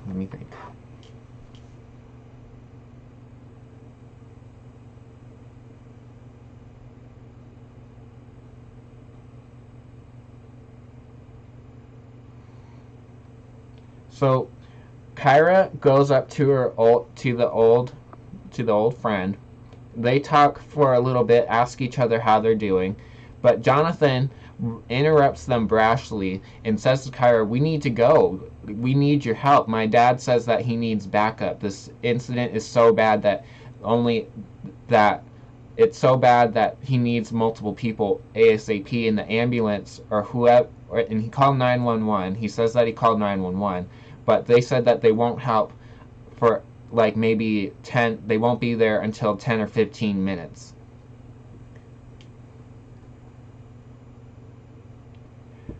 Okay, Amy. All right, have fun. So basically, Kyra and the old flame talk for a little bit, but Jonathan brashly interrupts them and says, "Kyra, we need to go. My dad needs our help. The police and the ambulance won't be there until 10 or 15 minutes."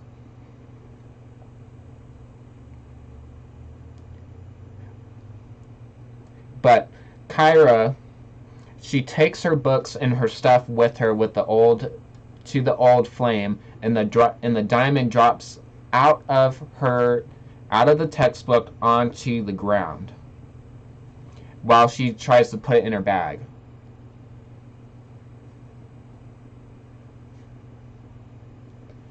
Somehow, while she was putting her textbook into her bag, the diamond fell out of the book and fell on the ground.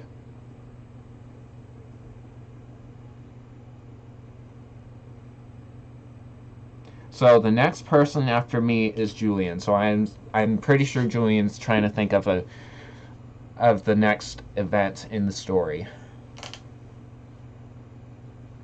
Yes, Julian, it is your turn. So basically what happened, Julian, is an old flame of Kyra's comes into the cafe and is startled by this flame of hers, she doesn't even notice that there's a diamond wedged inside her textbook.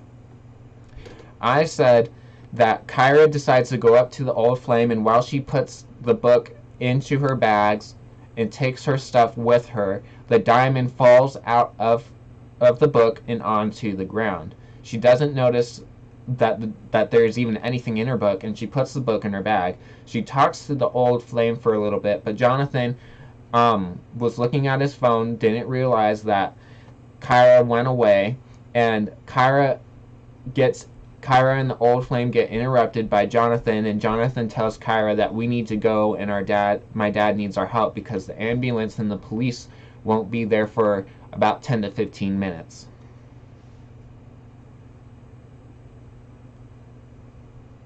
So now it's up to Kyra what happens next. If she decides to stay at the cafe, or she decides to go with Jonathan, or even something else.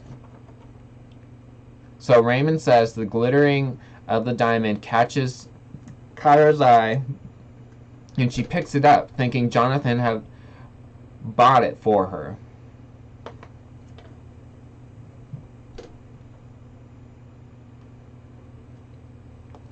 So I'll add that to the story, Raymond, but just so that it's fair for everybody, there is an order into which the people are contributing. So it's me,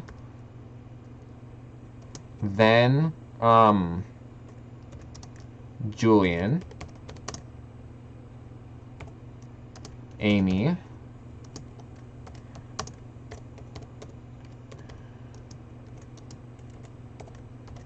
and then Dave. So that's the order of the story right now. But I did throw that in the story because you probably didn't catch that. So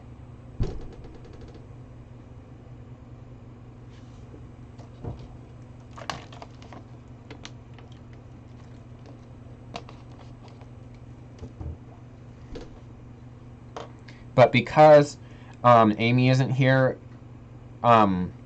Raymond, you'll be able to go after Julian. Julian says his part of the story.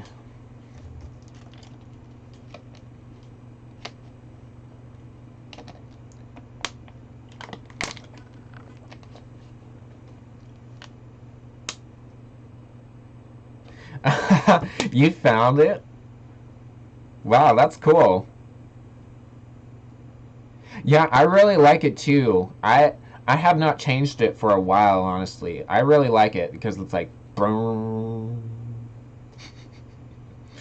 She looks at Jonathan smiling and was about to say something when Jonathan gets another text. It's his dad saying bring your friend so they both get into Jonathan's car and leave without a word. All right, Raymond, what do you have to say now?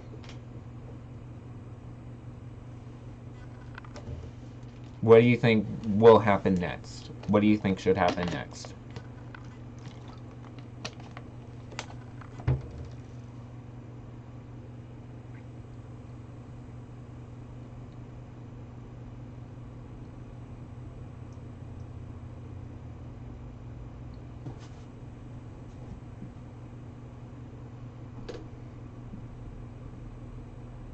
This is getting good. I'm like wondering what's gonna happen at the house. Like what's gonna happen with his dad? Like why does he need him so urgently? Especially since he's like a private investigator, he's very professional in his type of work, and to say that he needs his help is kind of concerning a little bit. Even though he does work as an apprentice, but he says that he needs Kyra's help too. So obviously Kyra and Jonathan's dad do know each other. Outside, they get in the car, and while driving along, Jonathan thinks he's being followed. Okay. Dave, what do you think now? And Raymond, if you wanted to add to your part of the story, that's totally fine. Because sometimes what happens to me too is sometimes I'll say part of my story, but I won't finish my train of thought, and then I'll add another message. So if you do want to do that, go right ahead, because I can definitely understand that if you didn't finish. So yes, Jonathan, of course, he is a little paranoid and is a little OCD about everything. So he notices that while he's driving, sure, turning corner to corner and stuff, he sees this car and he thinks that he's being followed.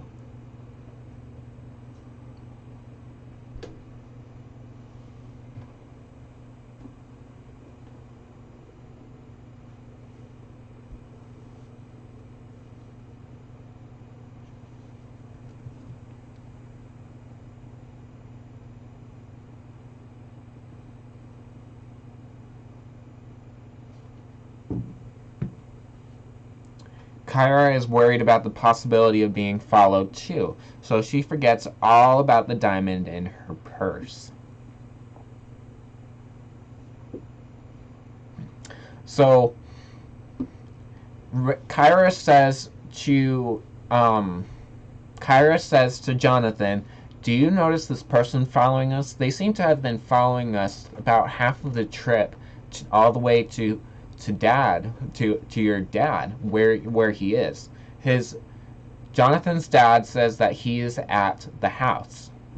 So they're going back home. Kyra says, "Do you know this person do you notice this person has been following us half of the trip?"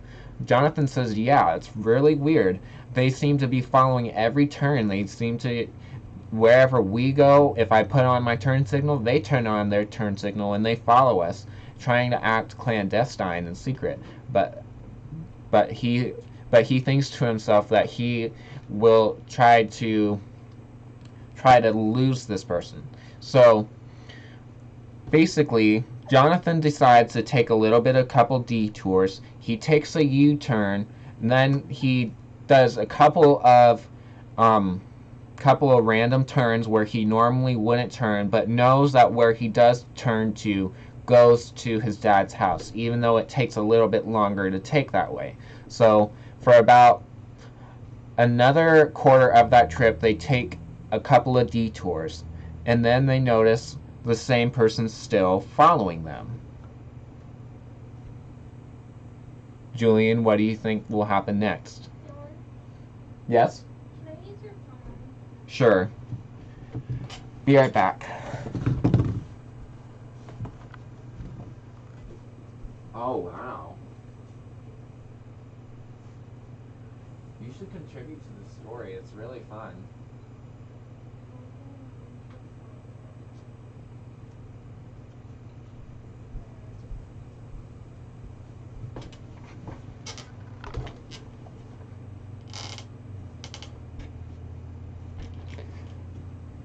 This is getting good. I'm really excited.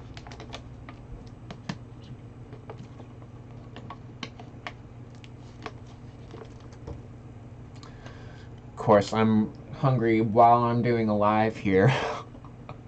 I'm hungry. I need to eat something. I need to eat.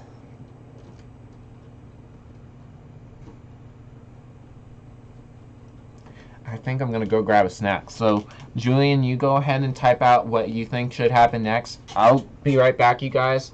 So after Julian, Raymond will go, and then Dave, you will go. I'll catch up.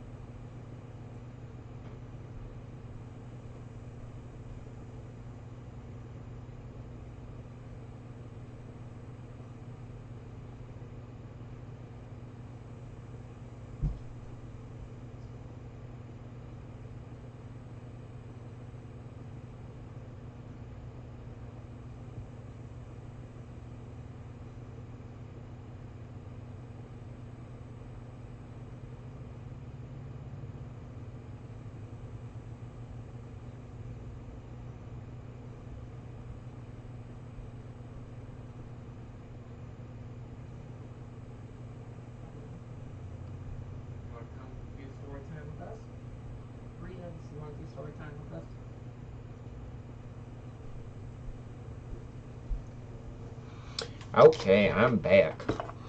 I got me some popcorn. Got some cheese corn and some caramel corn, not kettle corn, but caramel corn. Hi, Nilla. Okay, so Jonathan says Jonathan always keeps protection in the glove box of his car. He pulls over on a secluded road and tells Kyra to stay in the car while the car tailing behind them is a black SUV with tinted windows. Jonathan gets out his gun and slowly walks to the car.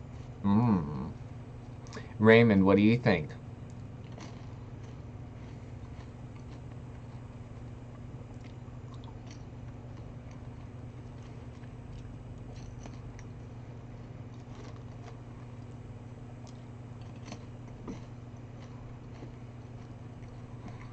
This was turned into a mukbang, you guys.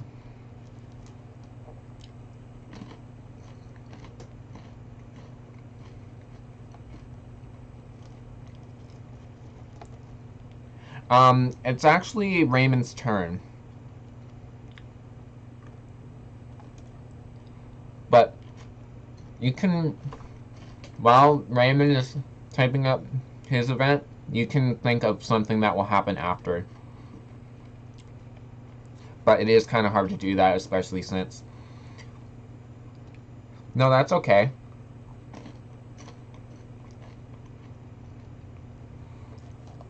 But it is Raymond's turn, so after Raymond you can think of what will happen next. While Kyra is in the car, she turns the radio on.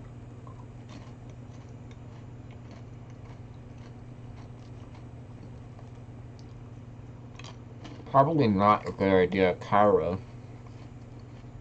I wonder why she'd do that. Do you have anything else to add to that, Raymond?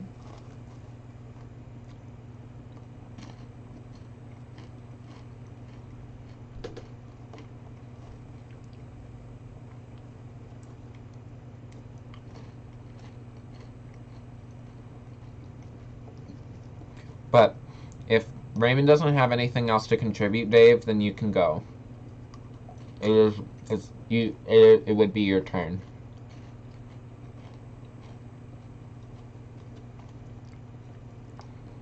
She hears a new bulletin saying there has been a jewel heist close by the cafe. Grandma Ducky! Hey, thank you for coming. Right now we are building a story. So basically, little summary, Jonathan and Kyra were at the cafe. They were about to work on their homework together. All of a sudden they see an old flame. Kyra sees an old flame from school. She has a diamond wedged into her book but doesn't realize it. She goes over to the friend and the diamond falls out of her book. She talks to the friend for a little bit, and then while Jonathan was looking at his phone, he notices that Kyra left the table and went up to Kyra and said, that Kyra, we have to go. Our dad needs us both. And she decides to leave without saying another word to the old flame, but notices the diamond, something shining on the ground. She picks it up while she goes with Jonathan into the car. They're on their way, and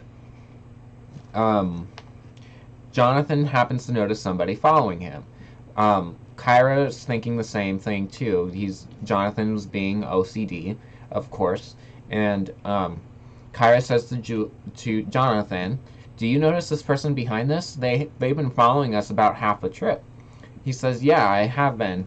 So he takes a couple of detours to avoid this person, but on the next quarter of the trip, this SUV is still following them.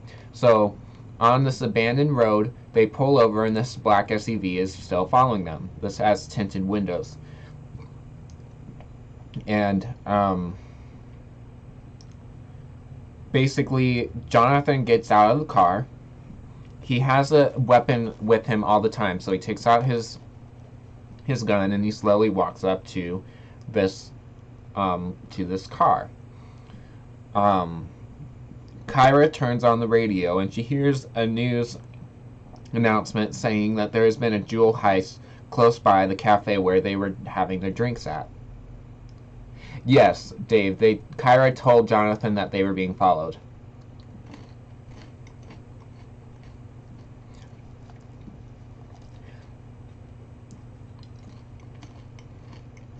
You're welcome. So, after Dave, Grandma Ducky will be able to contribute if she wants. And then after Grandma Ducky, it will be my turn. And then after my turn, it will be Julian's.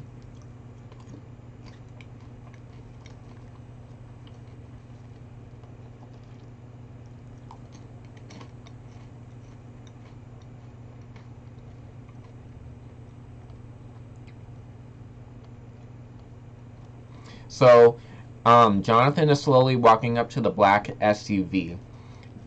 Kyra is in the car and she turns on the radio.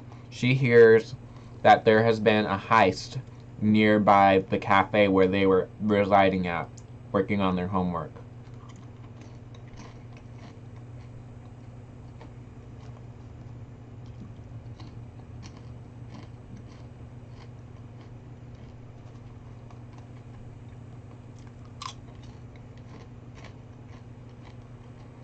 Yeah.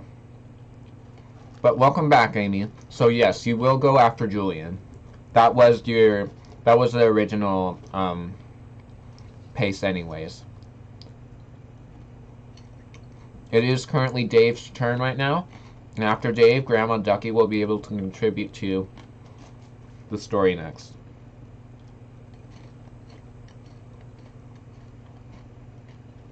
Oh, she'll just listen? You'll just listen? Okay. Alright, so after Dave, it'll be my turn then.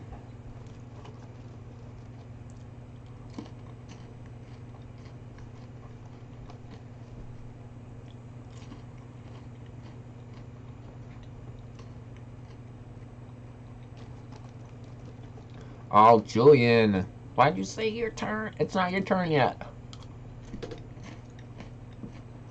While John is slowly going to the car, Kyra notices a small black beeping device on her butt with the initial JC, which is her old flame's initials. She thinks back and remembers the old flame.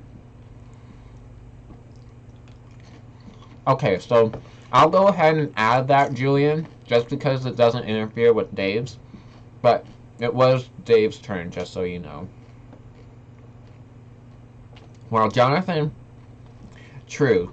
That's true.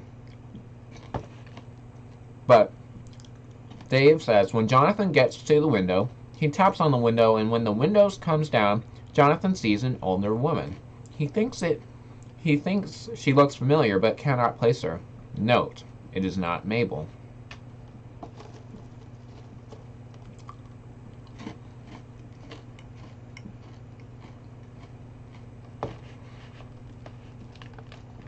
Jonathan says, "Can I help you with something? I noticed that you have been following me for a while now." This woman says, "I noticed you at the cafe, and I need you and your dad's services. I need to have you guys investigate something that has just happened to me just yesterday." Julian, don't take your message back. That's going to be part of the story.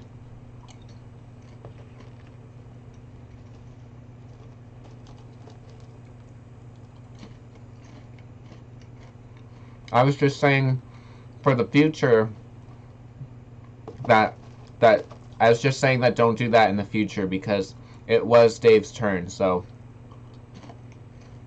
if you guys can't think of something to say, then just say pass, because that'll give everybody a fair warning of just knowing who is going to contribute to the story or not.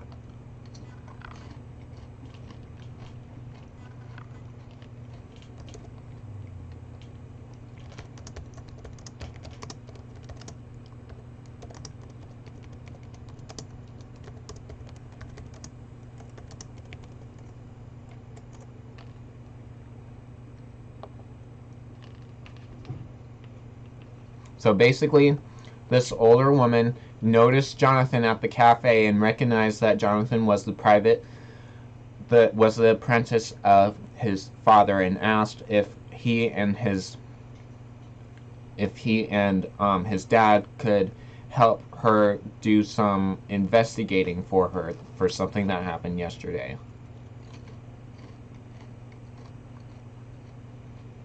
So now, Julian, it would be your turn.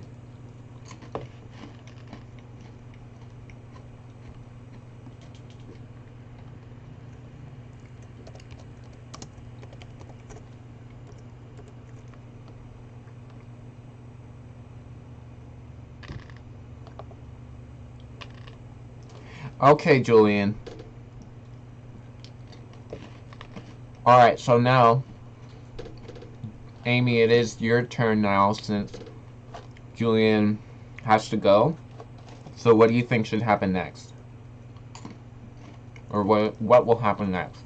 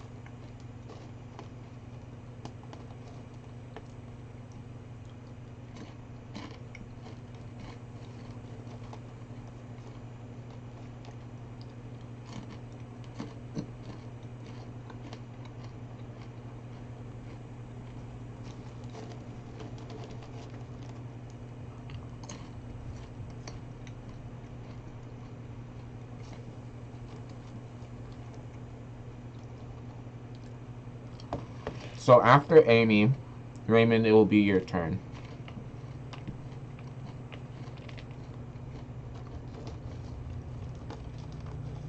Jonathan tells the lady that he's in a hurry,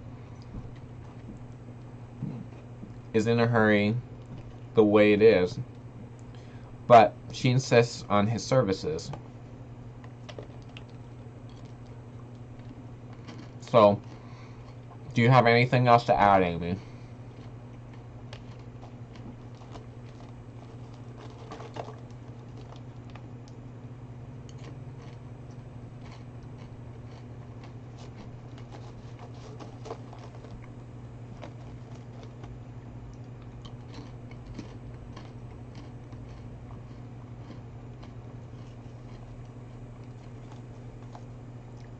Okay. So, Raymond, it's now your turn.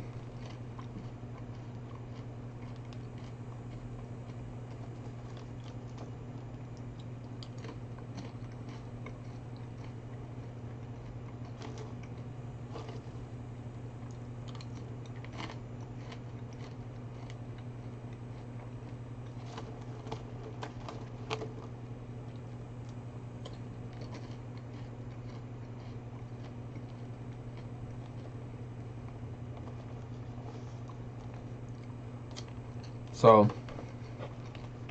basically, it's going to have to be that not Julian, but Jonathan's going to have to go back to his dad, because it's like he doesn't know, nobody has said what has happened to him specifically yet. So, this event could turn out to be really bad, or it could turn out to be really good.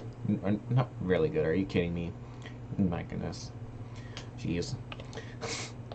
Or it could turn out to be not as bad as they expected, but just could still be urgent. Hi, Maria. Right now we are building a story.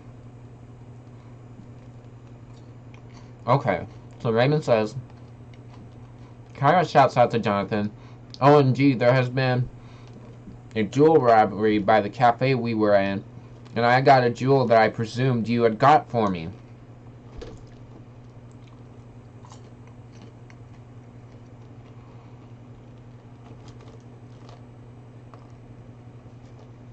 Okay, so, now,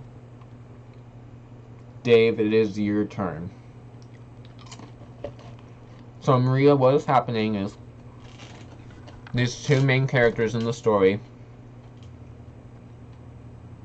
Kyra and Jonathan, they were both going into a cafe. They both walked in, sat down. They were waiting for the waiter to take their order. While they were deciding what to have, they pull out their homework, and they were going to cooperate with each other on the questions of this homework.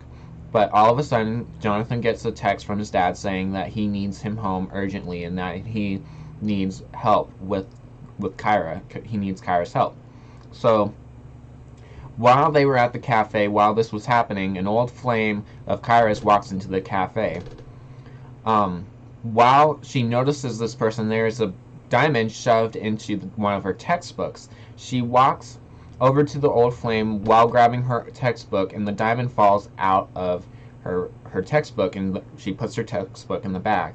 She talks to the old flame for a second, and while Jonathan was looking at his phone, he looks up, didn't realize that that Kyra had walked away, and ran up to Kyra, interrupted their conversation, was like, "We need to go. My dad needs you and I for backup.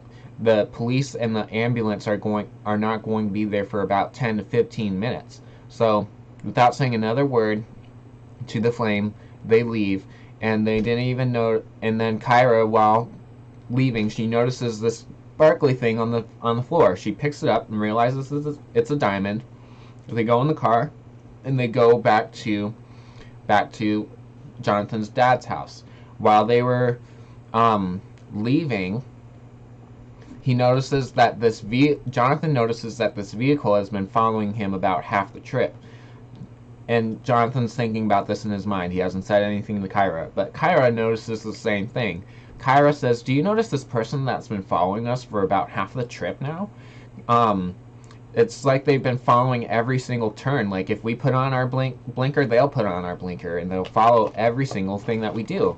So Jonathan says, "Yes, I do. It's very weird." So he didn't say exactly that, but he turns around, does a couple of turns, takes a detour to his house, but it's the longer way of getting to the house. Still noticing that the vehicle is following them, he pulls over on this abandoned road, and this is a black SUV with tinted windows that's following him. Jonathan has a weapon in his glove box. He takes it out, and he walks up slowly to this SUV.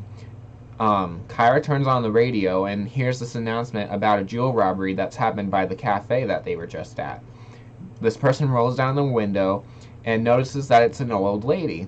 He can't recognize who this old lady is, but it's not Myra, the neighbor of Kyra's. Kyra says, "OMG, there's been a jewel robbery by the cafe that we're in, and I have a jewel that I presumed you'd got for me." But before that, this woman in the car was asking for Jonathan and his dad's services for something that happened the day before, and he said that, "I have to go right now because I'm in an emergency," but she insists of her service anyways. Jonathan says, "Loose jewel?" I don't know who you mean by oh yeah, I was like, Amy. I'm like, wait, what? Yeah, I was like, wait, what? But Kyra feels hurt, but hides her displeasure at Jonathan's admission he would not give her a jewel. Then Jonathan tells Kyra to retrace her steps. She remembers the place was right at before going into the cafe was her professor's office.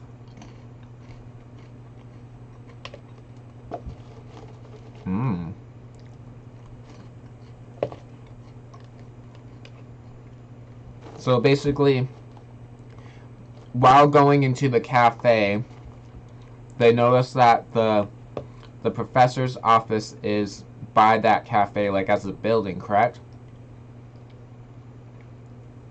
Or the car.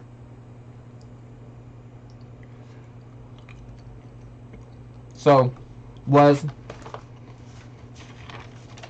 Mabel's car by the cafe? Was that what you were trying to say?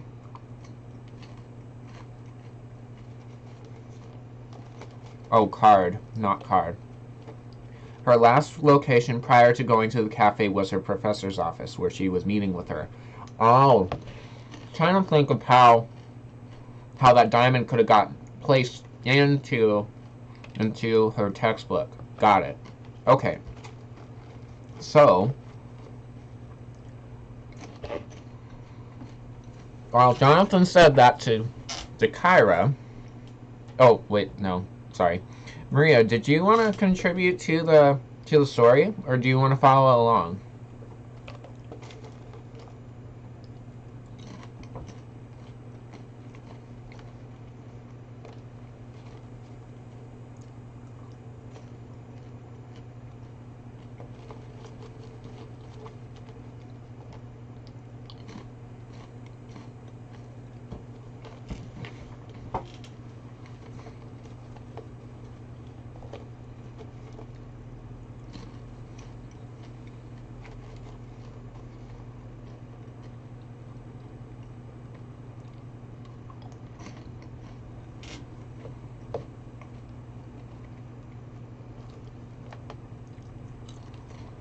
So I'll just go ahead and contribute because I don't see Maria.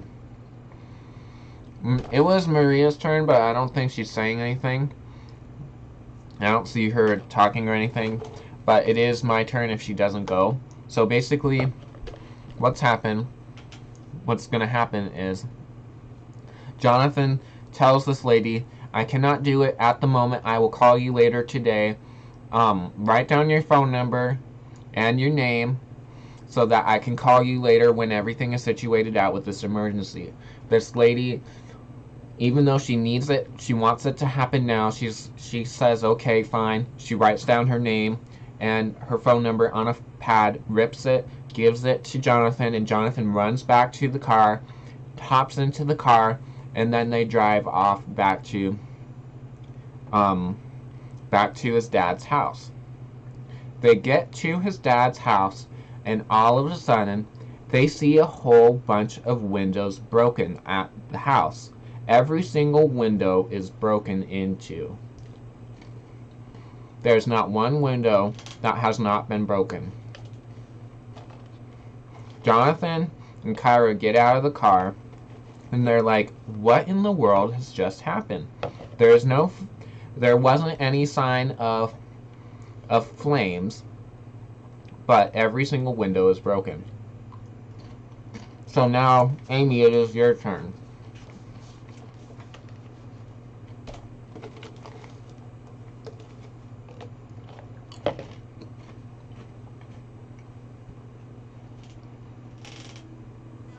Piece of popcorn fell.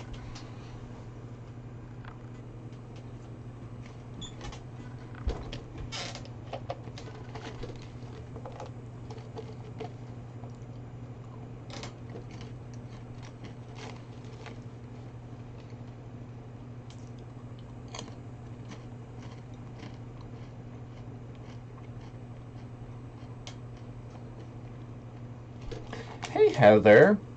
How are you?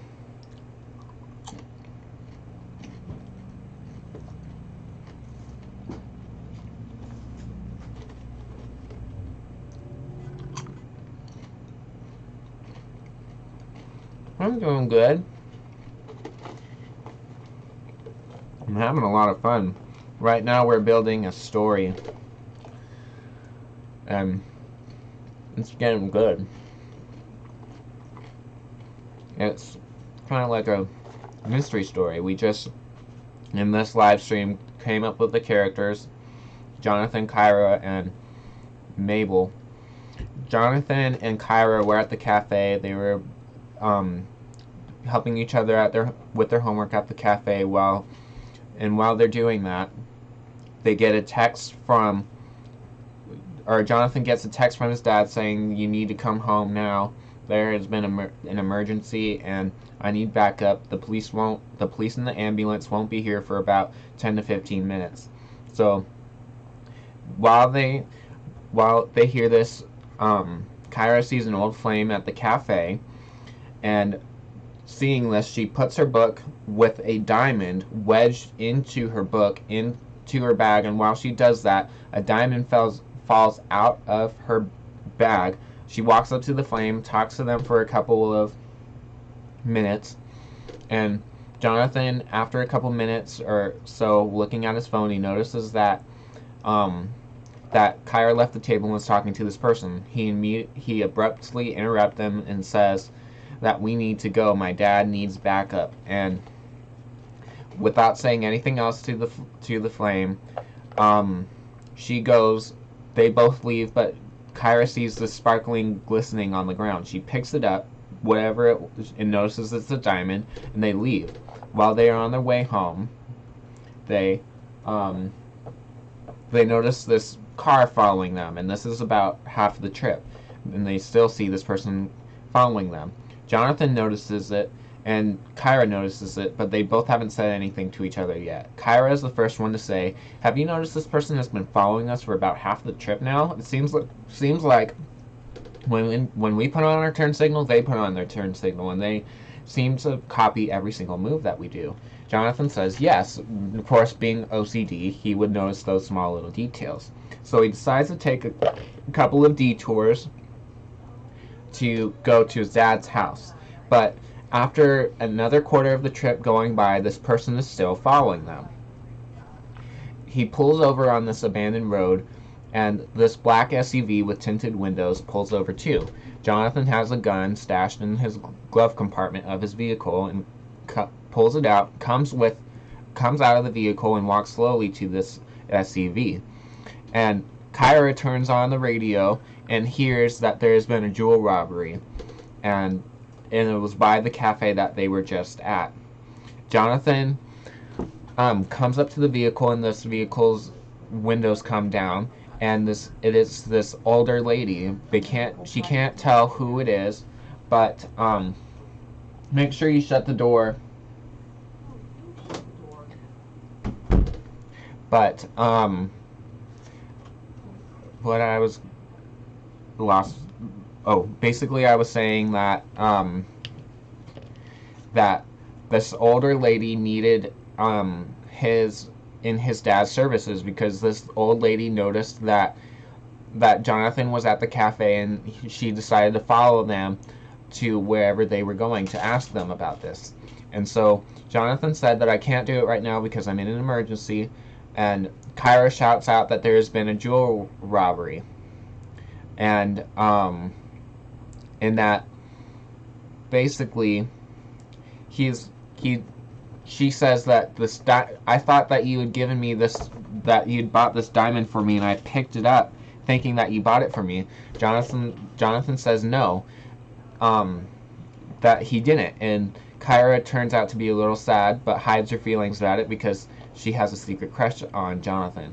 And this woman still insists on getting his services now, even though he's in an emergency, and he says that he has to go now. She finally says okay, and she says fine. Jonathan says, write down your name and phone number on a piece of paper, and I'll call you later when I have the time to, and when everything gets worked out. She does that and gives him the information. He runs back to the car, jumps in the car, and goes back to the house, to his dad's house. And he notices that when he gets there, all the windows are broken.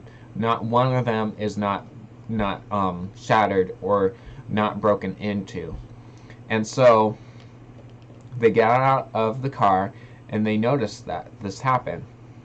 Slowly, Jonathan walks around, noticing the busted windows, and was seriously concerned and wondering what in the world happened. Jonathan remembered his phone was in the car, so he went to get it to call the cops when he noticed a note from the other lady. It turns out that the other lady's name is Sergeant Jane Appleby, a police officer. It's a funny last name, Appleby.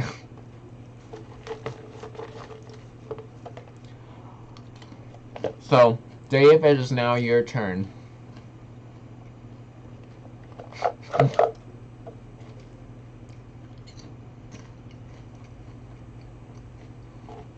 Jane Appleby.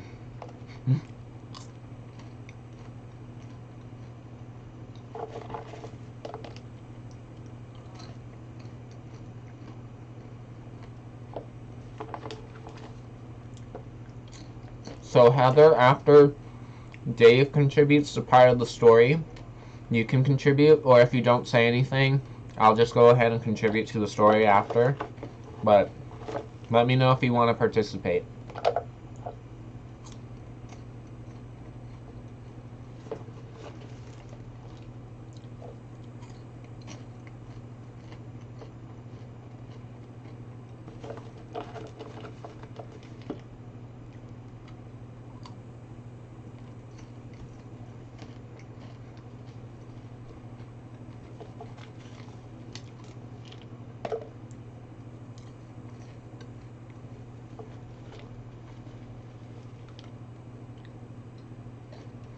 No more popcorn. Finished all of it. Except for the crumbs.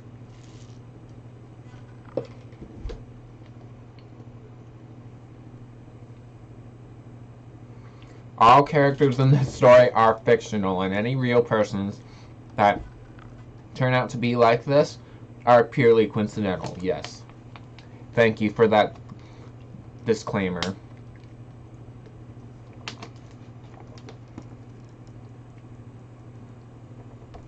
I think I'm going to go ahead and put that into my description of this live, because I don't want somebody to be like, you took this person and you made them into your story and you're defaming them. It's a good idea.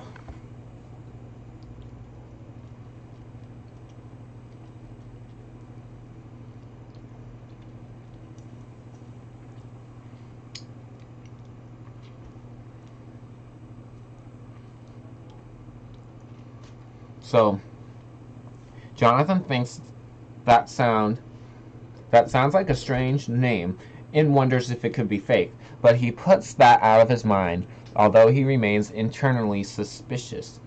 And this intuition is silenced when he sees Kyra crying.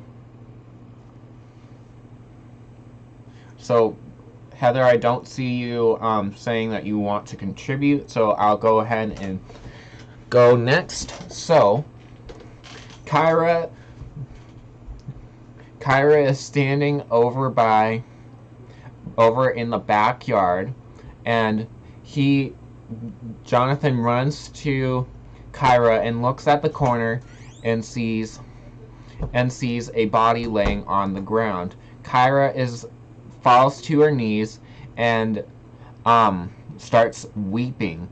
Jonathan doesn't know who this person is, and Jonathan is like, Who is this person?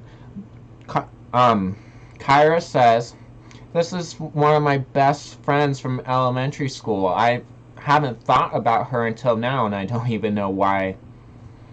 I'm sorry, I don't even know if I want to include that. It's so random. Sorry. Have to think. It has to be someone of importance. It can't just be some random person. Hold on. Yeah, Rocky, we're still going. We're not done with this episode yet.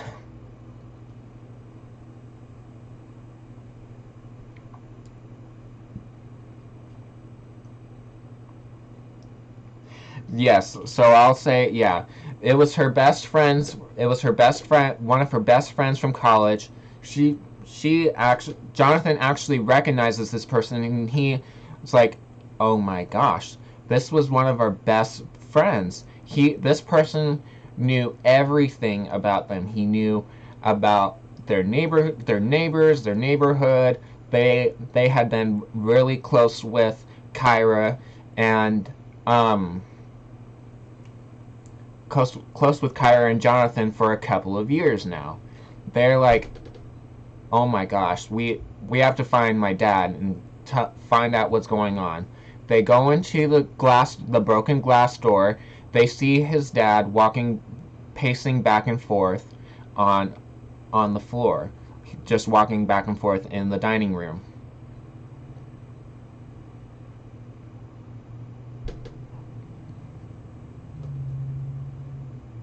Okay, so now, since it was the girlfriend of Kyra's old flame. Yeah, we'll say that. But they were really good friends. They were like best friends with each other. I think this victim should have taken Mabel's class with Kyra. Good idea. But now it is Amy's turn. Rocky, if you want to go, you can definitely contribute to this story. You'll have to, if you need help catching up, then let me know, or if not, you can just follow along. But if you do want to participate, definitely let me know, because I want to be able to give you a fair idea of where this story is going.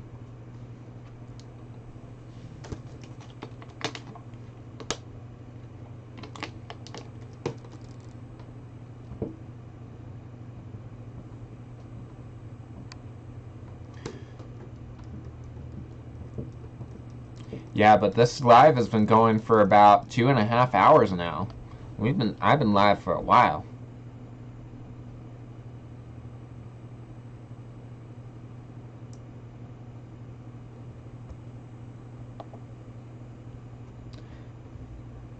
But I was trying to think of someone who would be of importance in this event.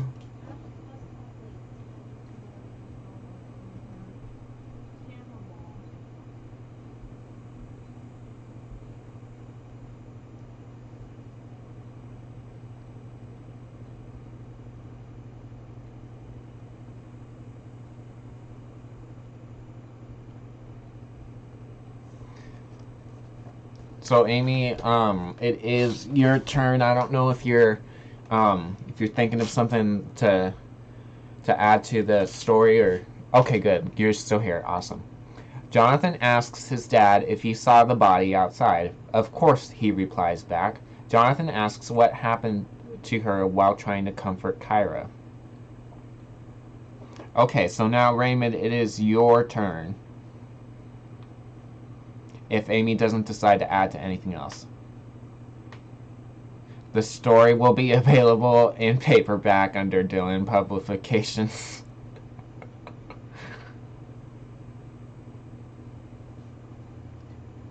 It'd be interesting if this became an actual series, though.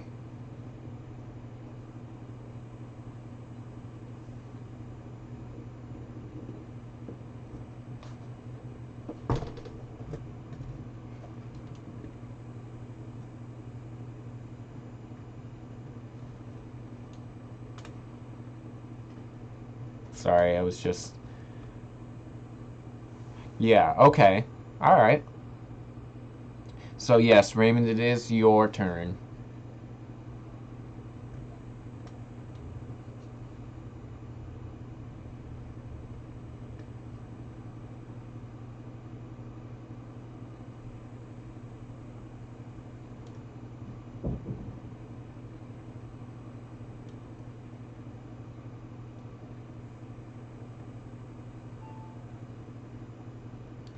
So basically,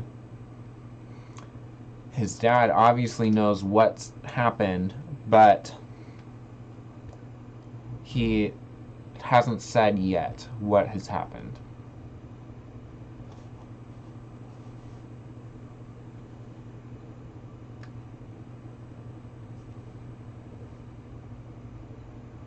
I know, Amy, when are you going to do another mystery story?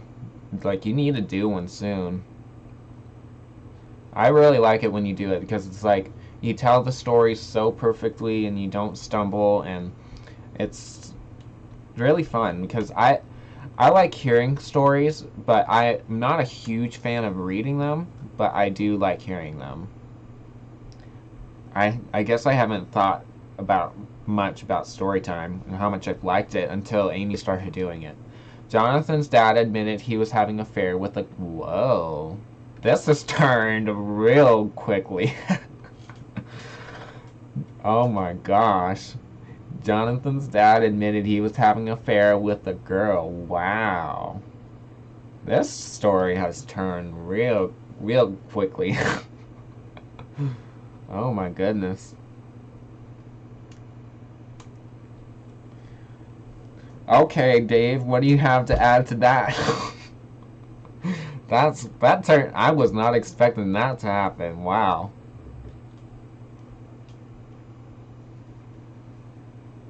Interesting.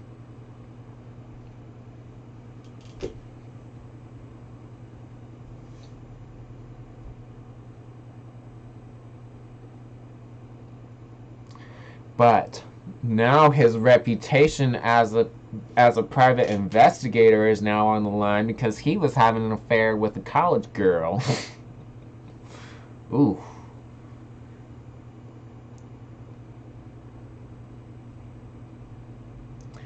Oh, I mean when you I mean, of course everybody may stumble when they speak, but I'm talking about when you read your story, like you tell it so perfectly, you are very detailed um in your storytelling. You're very detailed.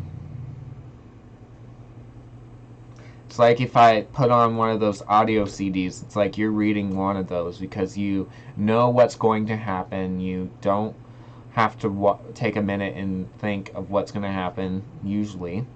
So, wow. So I'm going to have to think now, how is he going to be able to explain this? Is this going to be something secret or what? That certainly does not look good for his private investigative record, especially if the police get involved.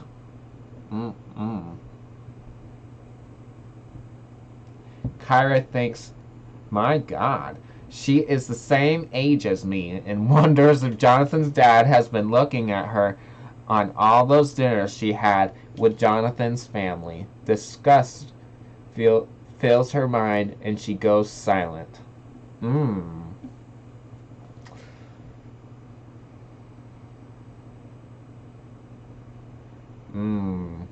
Okay.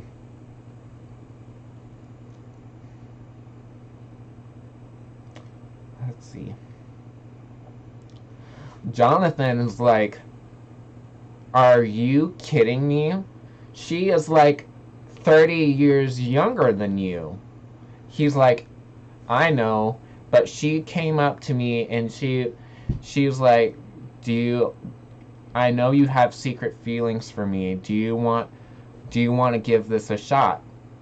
He says, but my private investigative record will be on the line if I do this. If this gets around town, nobody will want to hire me.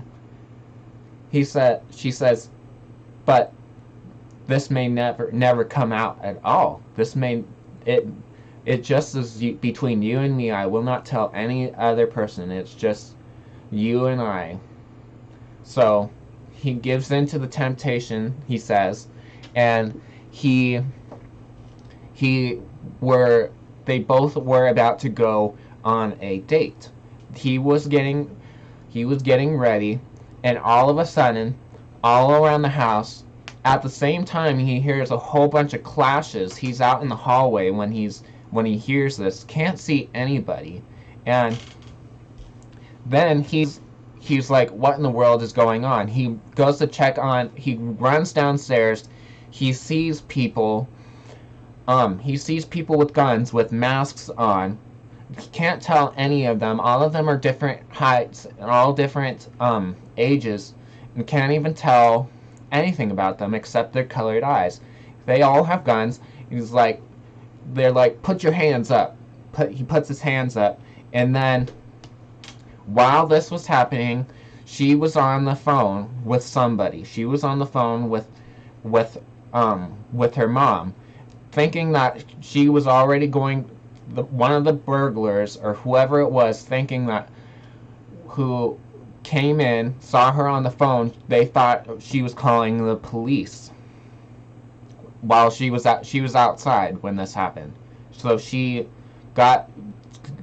they didn't hear this. It was a very silent shot, but she had got shot, collapsed on the ground, and there was no one there to help her. So now, Amy, it is your turn. I contributed a lot there. I'm like taking over part of what has happened, so I'm like, I have something in my mind, and I'm like, okay, I have to say it because sometimes I don't get all of my thoughts completely out there, so I at least wanted to get that out there.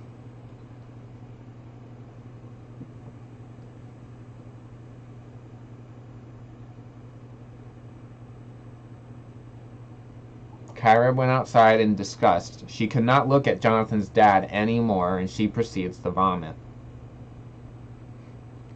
Yeah, that's pretty disgusting when you think about it.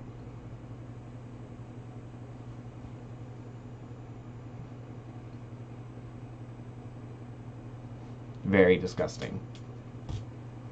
So now, Raymond, it is your turn. Now, Julian would have loved this. He seriously would have loved this because this is seriously Raymond. That would be what Julian would do. He would turn the table so instantly and like change the whole story to a completely different direction. He would like this. He would be on the ball.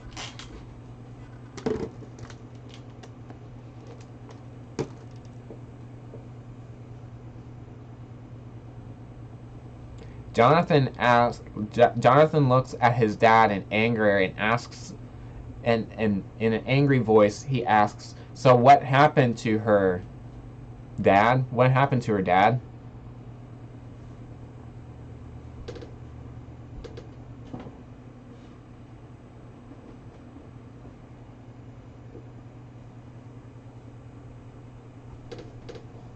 I don't know if you guys caught the last part of what I said, but she was outside on the phone with somebody, and one of the burglars saw her on the phone, thinking that she was calling the police, and the burglar shoots her. Just so that you know, Kyra, no, or not Kyra doesn't get shot. The girl that was outside. Jeez, sorry about that.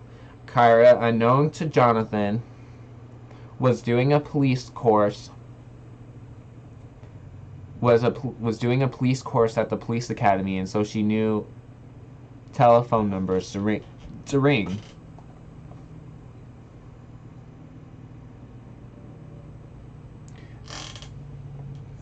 So Dave, what do you think now? Oh, this chair is driving me crazy. I have to get up. I'm trying to think, where could I move?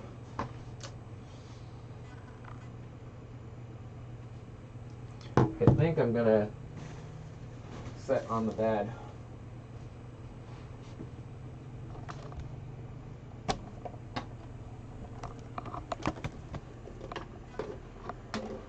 This chair that I sit on is made out of like wires and stuff, out of bungee cord. So there we go.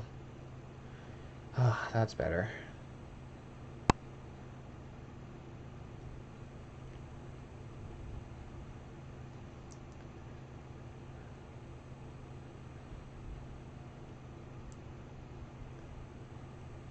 So basically, Kyra did not tell Jonathan anything about these police courses that she'd been taking to, I guess, protect herself. I don't know. I could be wrong there, but Kyra was explaining to someone on the phone the events that had taken place. Oh, okay. So she knew since she was taking classes and everything, she wanted to get help to come. Hi, Simba. Simba. Simba bud. Where are you going? Come here. So Dave, what happens next?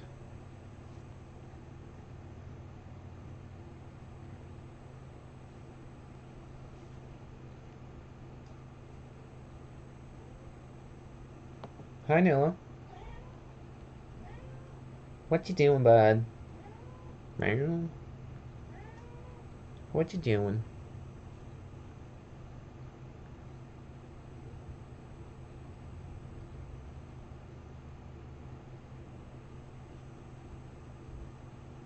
Kyra thinks she will use contacts to start an undercover investigation of Jonathan's father, and at the same time is sad over her friend's death. This new revelation added to Jonathan's lack of caring.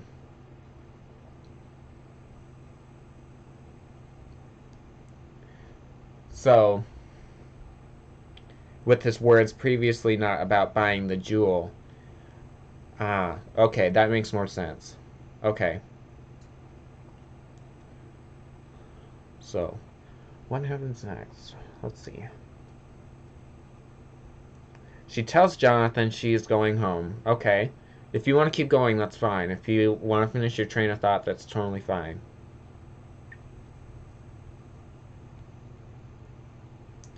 So, she tells Jonathan she is going home.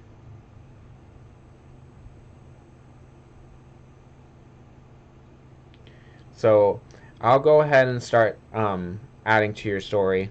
Jonathan asks, "Why are you going home? There's so much more that needs that could be done here.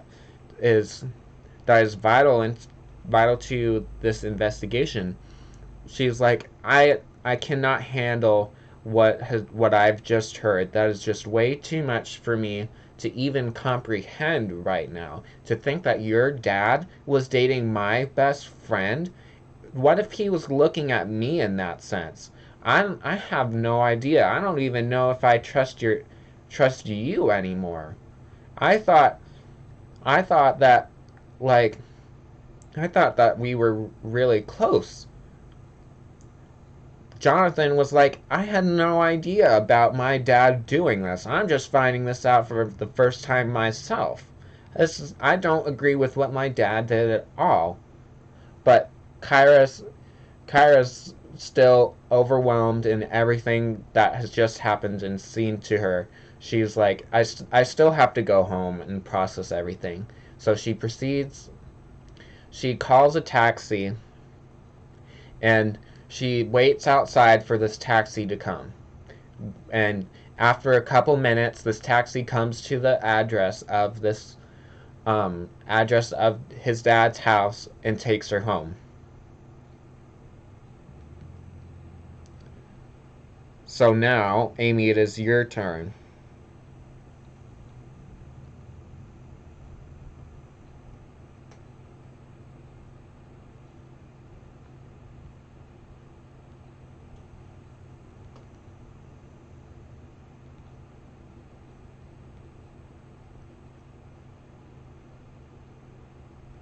I think I'm going to make this font a little bigger. There we go. There we go. That's better.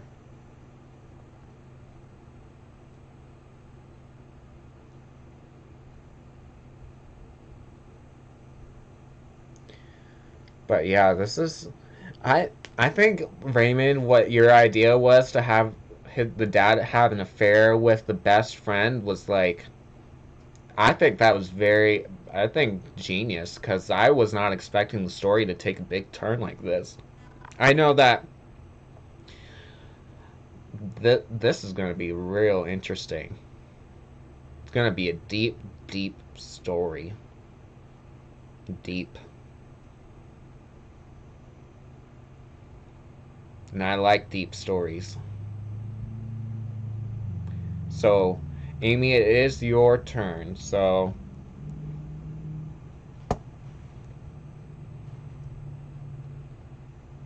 let's see. That. Turn that off.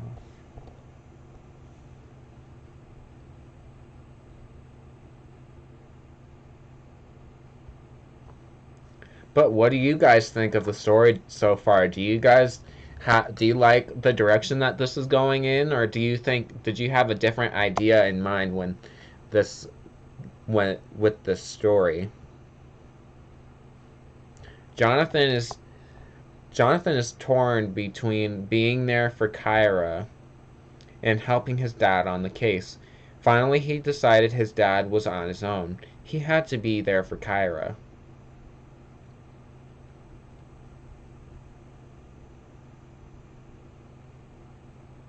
Yeah, that I mean, it was pretty wrong of his dad to even do that anyways. He is not married anymore, but it's still wrong to be dating someone in school, especially between that different age gap. Like that is huge. Huge, huge, huge. I'm trying to fix what's going on here with my computer. It's not wanting to stay still here. Like, it's slowly going back. No, it's not dating. It was an affair. Did I say it was dating? They were about to see, like, they had an affair. They hadn't, well, now that I think about it, I don't know. I guess the affair it's completely different from dating. So I guess how you would say is they had an affair and then they were about to go out on a date and they wanted to date secretly. So they were getting, yeah, so they were having an affair and then they after the affair they wanted to start dating and actually consider, just getting to know each other more personally. Kyra's taxi arrived, and just as she was leaving, a helicopter suddenly sprung up from out of the trees.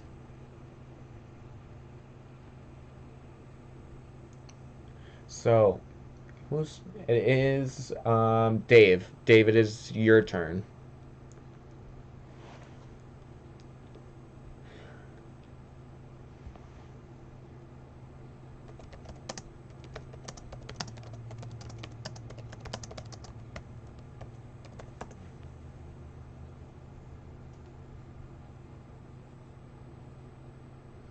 Okay, yeah. Okay, so I didn't know what. Okay. I was just looking up the definition of an affair. So, yeah. So they had the affair first, and then after the affair, they're like, "Do you want to give this a go?" That's what that's what the girl was saying, and he he opted in. So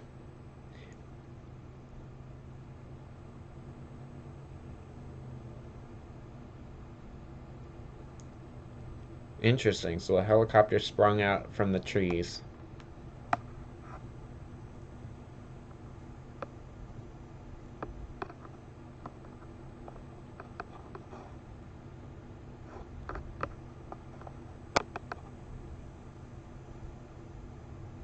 Hmm. Trying to think how I would respond to that. If I would make it a police helicopter, something like that. I think I would if I was next, I would make that a police helicopter going to his dad's, just so that there's like backup or something.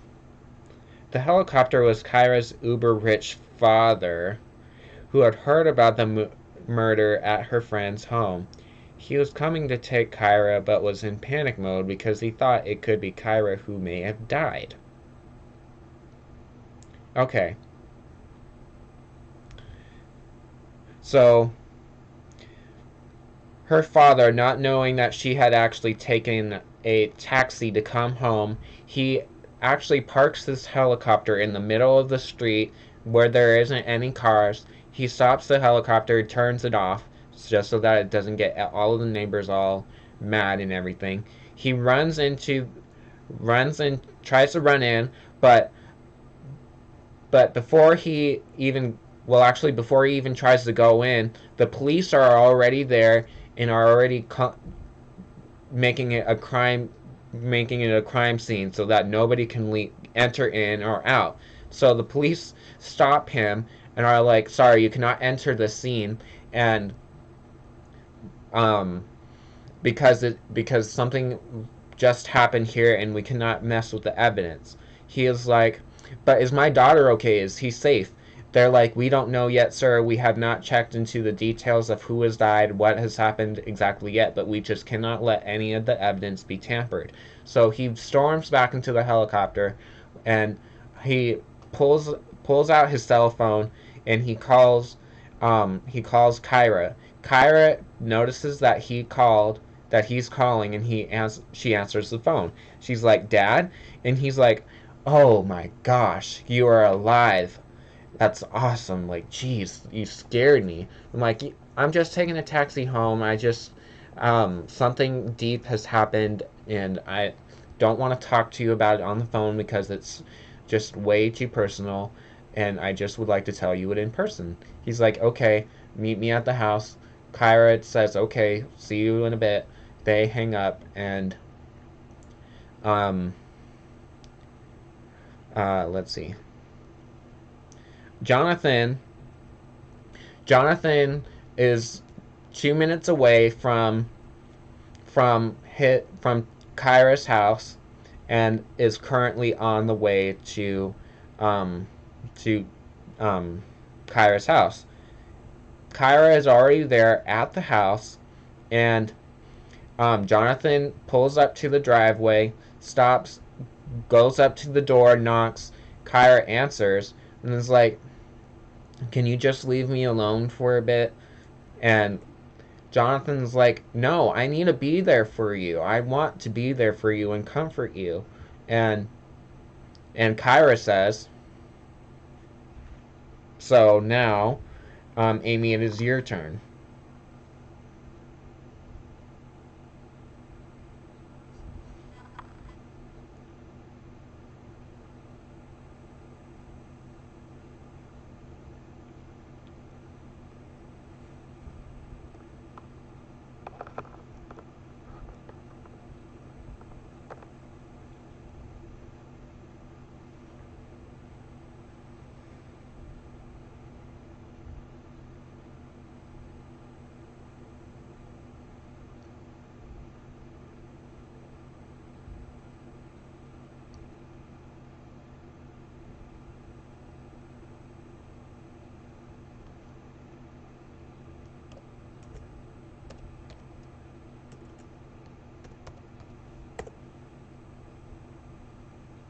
I hope that what I was saying made sense, because I know that sometimes when I try to explain something to someone, it doesn't always come across the way that I think of it in my head. So if you guys have any questions about what I said, let me know, because I know that that is the case sometimes.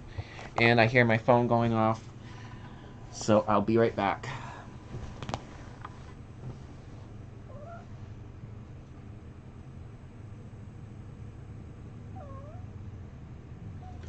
Aw, Terry went live? Or Terry is live? Man.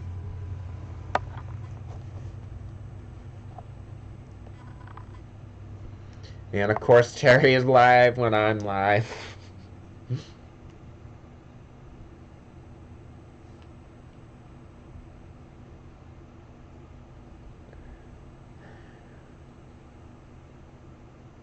Oh, my eye is bothering me. So, Amy, it is your turn. Um, I think we may have to leave it at a cliffhanger, even though that doesn't sound all that great. Find out what happens next time.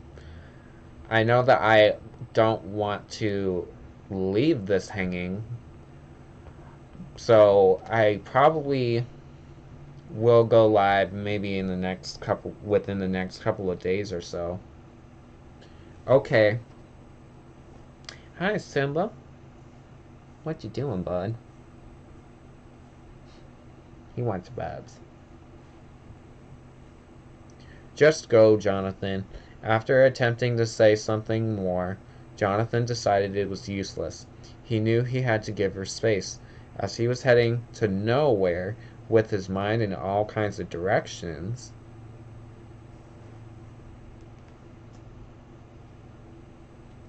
Oh, Cherry was live an hour ago. Oh, she's not live anymore, though. Huh. Or she is still live.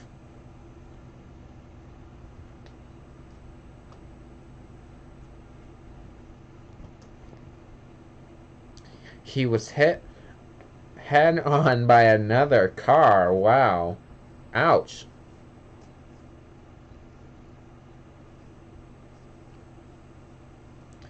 Alright, so now, Raymond, it is your turn. Wow, so he just got hit by another car. Hmm. Wow, bud. What are you doing, Simba? He wants he wants both of my hands to be rubbing him. He wants both of my hands. Simba.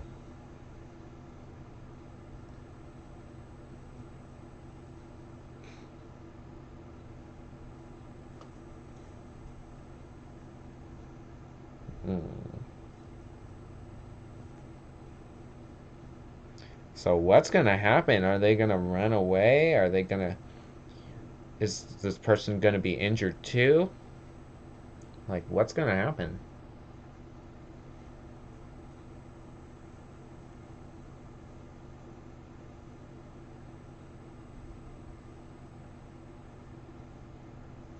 Is the story interesting, Simba? Is this story interesting, Simba?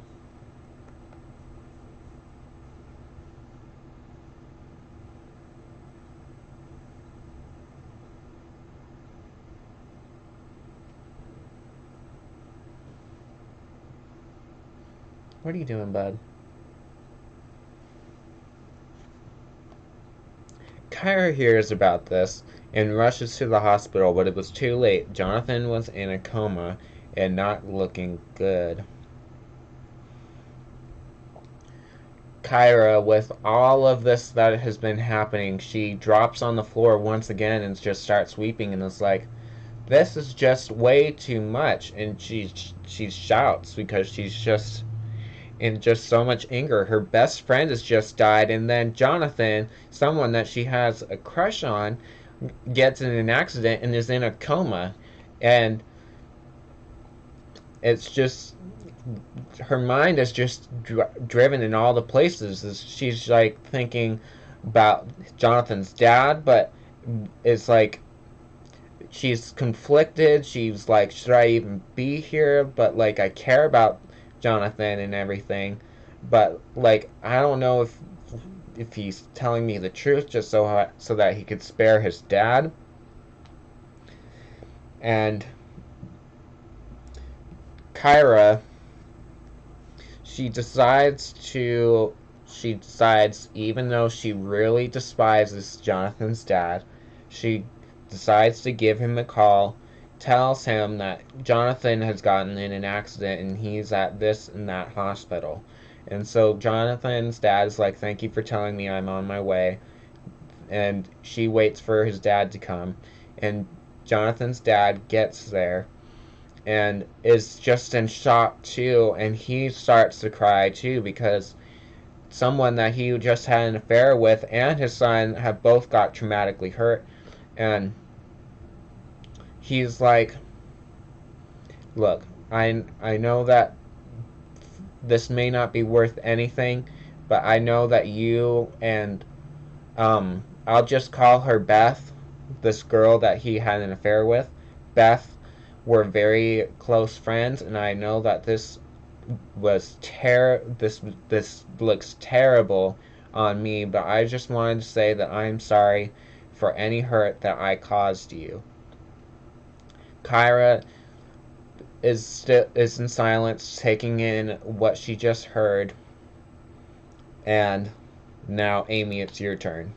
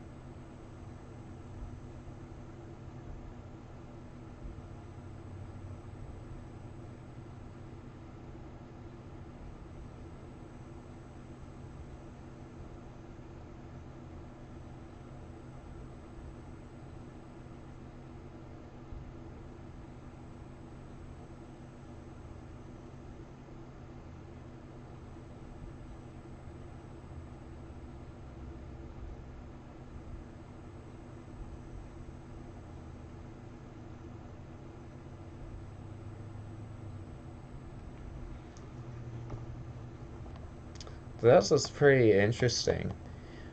This story is like, it's so personal and it's like so deep. It's like wow.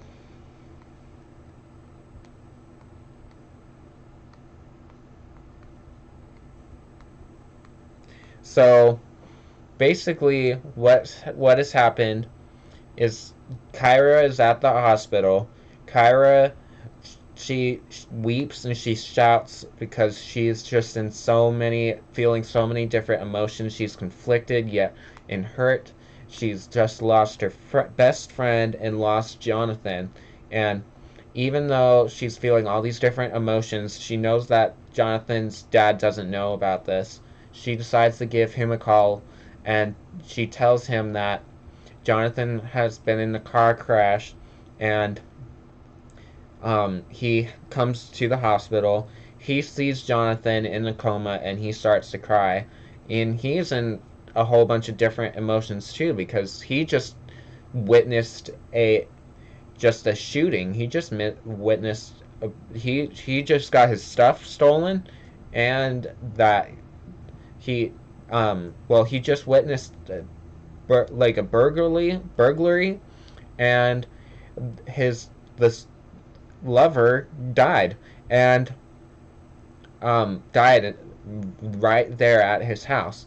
And so he's crying, but he says to Kyra, "Look, I know this may not be worth a lot, but I just wanted to say that I'm sorry for having an affair with your best friend. I know that this does not look good for me at all, and I know that you both were very, very close." She hears it and she takes it in, and then Kyra finally answers him and says silently, "Now is not the time, sir.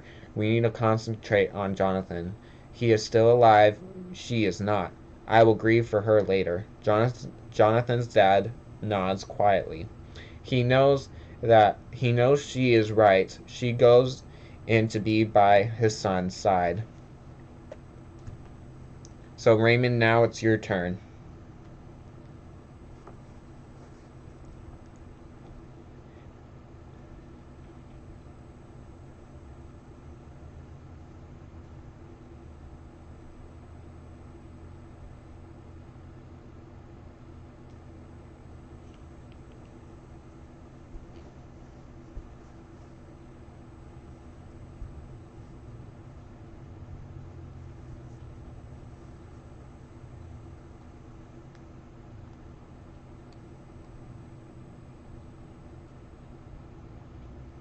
How did all that happen in 10 minutes? Hey, anything can happen in a fictional story. Anything can happen. While Kyra is alone, she remembered the jewel in her purse and phoned her police friends to find out more about the robbery. Good. I'm glad, Raymond, that you actually mentioned that whole diamond because I was trying to think of where the story would go because this story is going in so many different directions. There was a shooting, there was a break-in, there was a burglary at the cafe. That's like all is there's just so much happening that it's like crazy.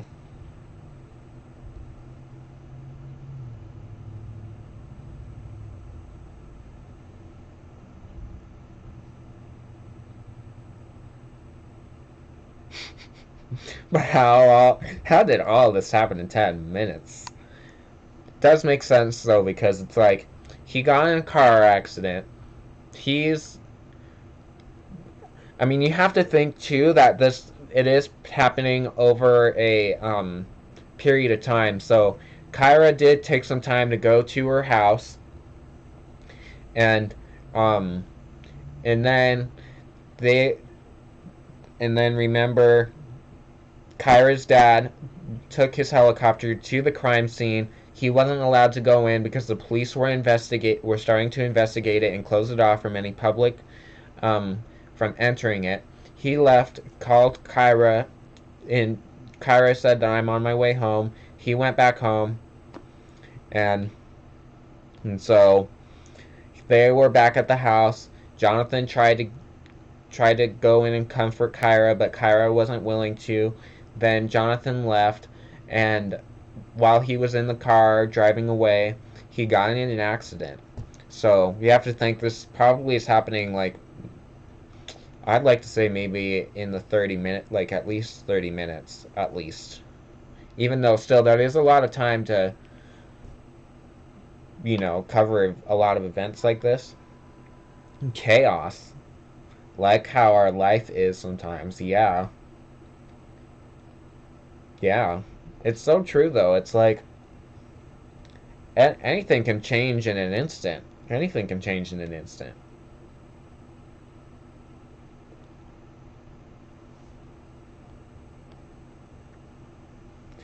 While on the phone, her police friend, off the record, is going to give her info, but suddenly the buzzers go off and someone yells, "Code Blue."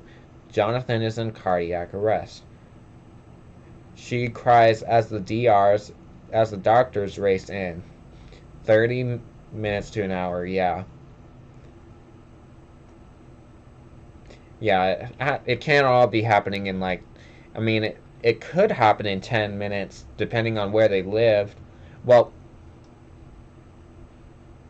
yeah, Jonathan's dad doesn't live by Kyra, so it does take a couple minutes to get to her house, so.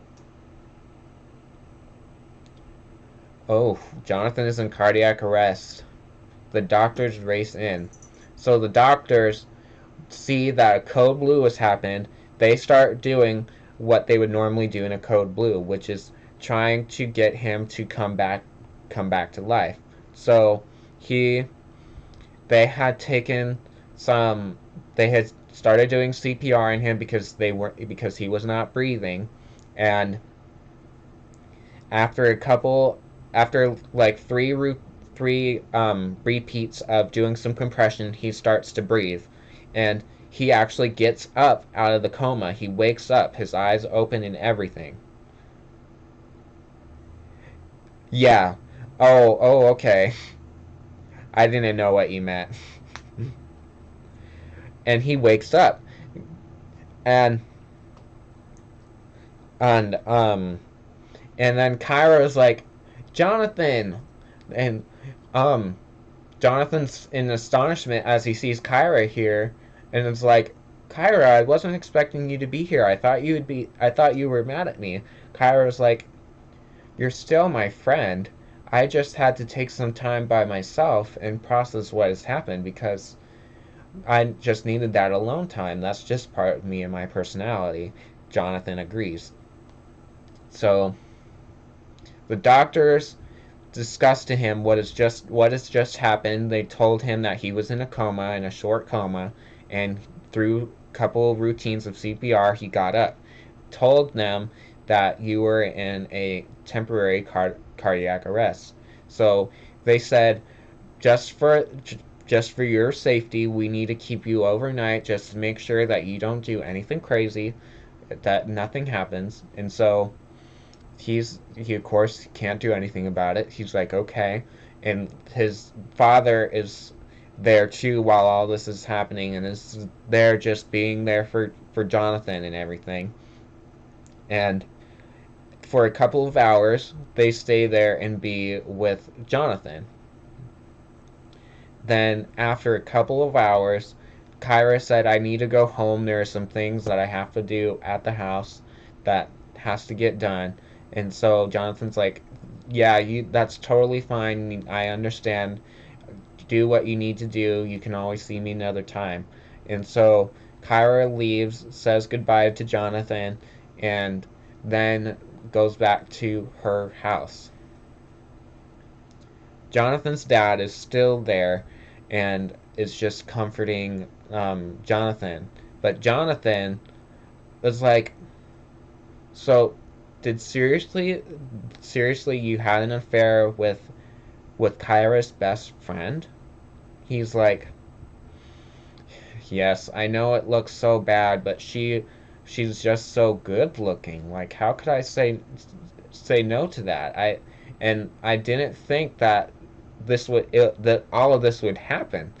But Jonathan was like, You gotta be kidding me. You being a private investigator and you solving all these investigations, you would think by now that not one criminal cannot leave one trace of their steps, cannot take away all of their steps from what has happened. Like they cannot, they're imperfectly flawed in trying to make it so that you can't retrace your steps. He just is, his dad is just in silence and is just completely ashamed. The police run in, and where the police come in all of a sudden, and they had called um they had called Jonathan's dad about an hour before this happening, and he had agreed to do an interview, and he had given them an update that he was at the hospital at the moment when this the time was set for the appointment. He was supposed to go to the police office but couldn't go there, told him that he was at the hospital, so they drove to the hospital and decided to have an interview about what had happened.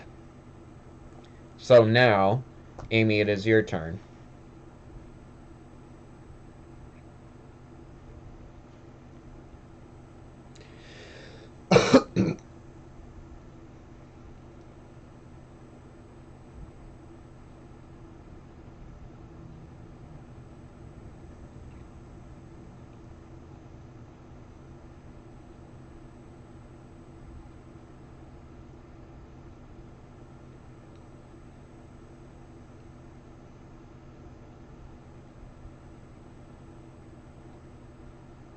Hmm. There has been a new release. There's this person on YouTube who just released a new video for the 2020 Chrysler, but how true that is, I don't know. I mean, it's got a facelift, but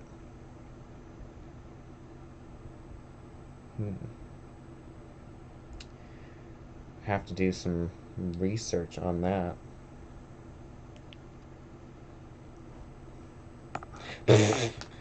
I told I told too much of the story, didn't I?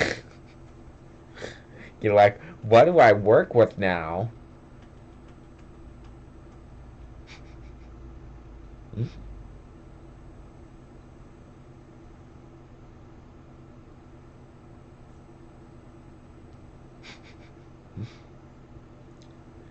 But yeah, it's, I don't know. This, I guess storytelling is a lot funner than I expected it. I guess I'm not that good at storytelling, but for some reason I just really like it. It's really fun. So that's why I kind of like take 2 minutes just to finish my side of this, my portrayal of the events that happened.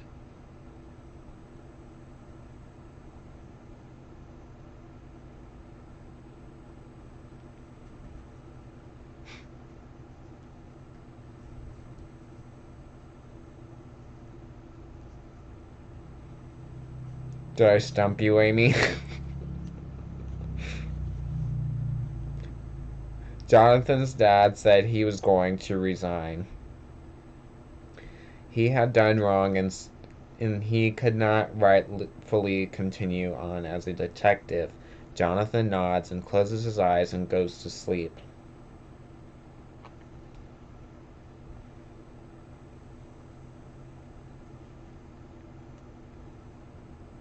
All right, Raymond, now it's your turn. I almost did.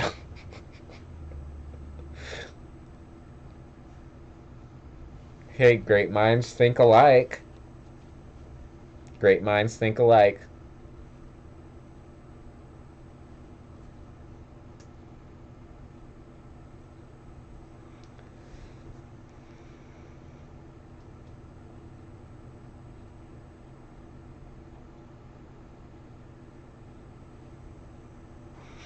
I almost did. Well, I can't help that. I was thinking what you were thinking. I guess it was supposed to happen if you were thinking it. If you were thinking it too.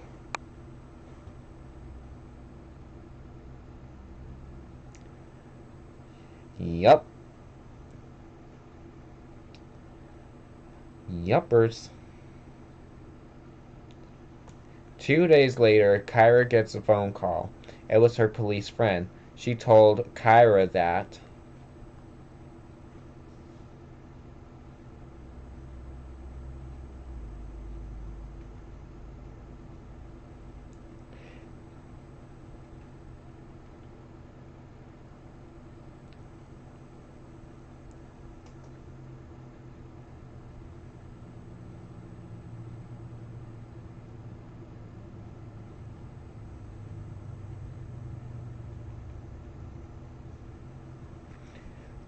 she told Kyra that a person had been arrested in connection with the robbery.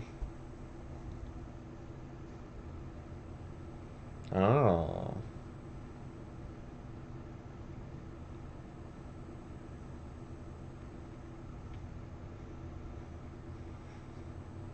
Hmm. Who would that person be, though? Dave? What happens next?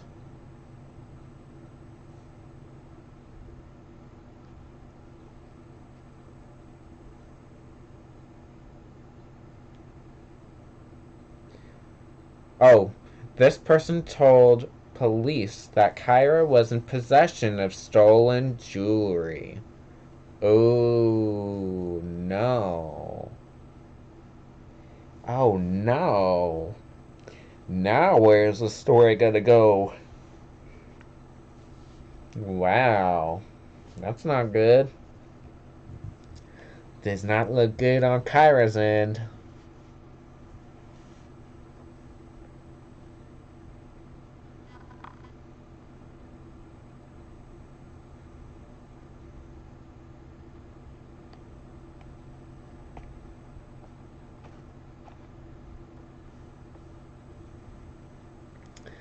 The one arrested was named Artemis Gladstone.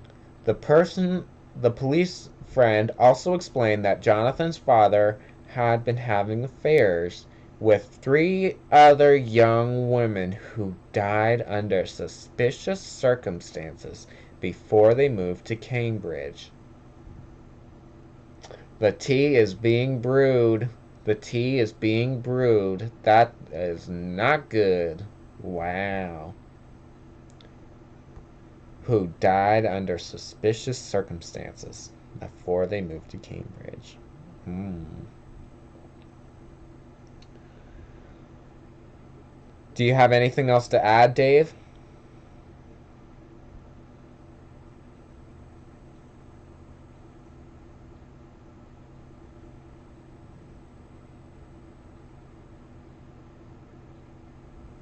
I know Gladstone.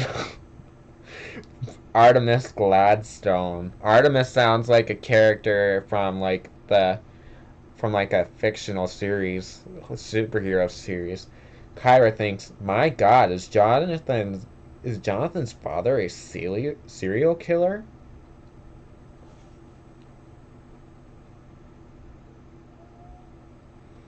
Hmm. Let me know when you're done because I'm ready to add a whole lot to this story.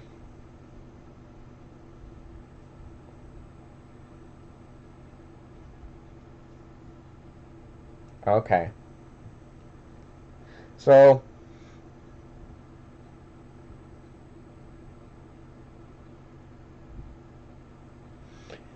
so this police friend told Kyra that the police are after her because they reported that she had been in possession of stolen property. She says to her friend, "No, I would never steal a piece of jewelry in and would never do it in my lifetime. Would never do it. You should know me by now." The police friend says, "Yeah, I know, but we always have to listen to people's complaints and stuff just so that we don't have a bad name for ourselves.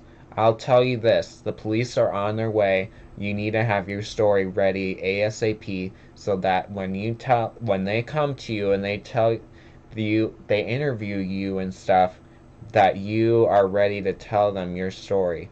So she takes her advice.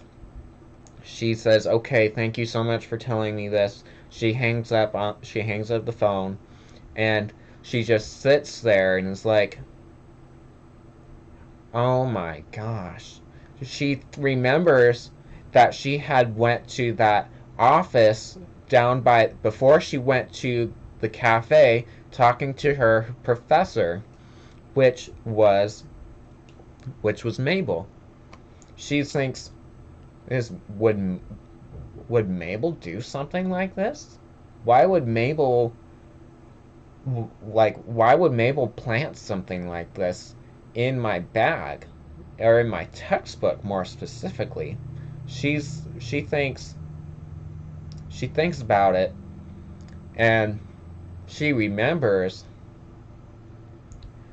that that um hold on, let me think. Let's see.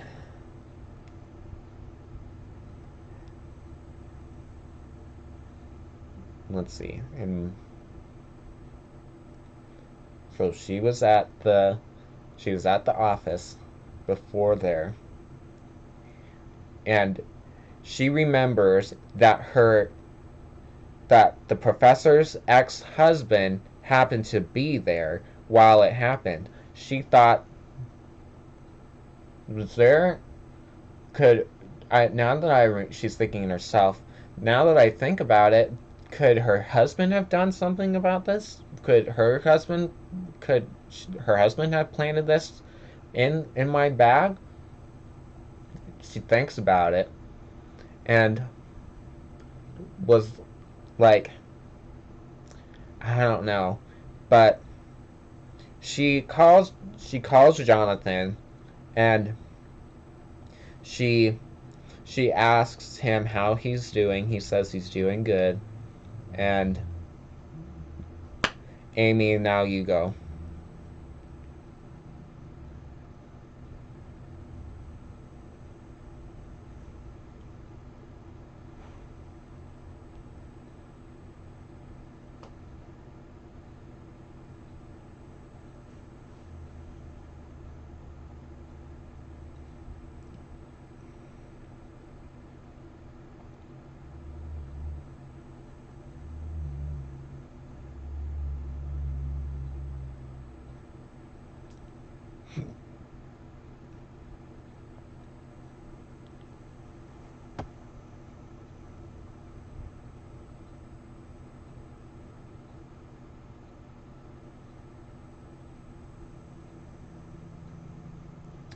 Pretty interesting. Now we're gonna have to tell the events of like the deep investigation. Like what how is she going to approach this?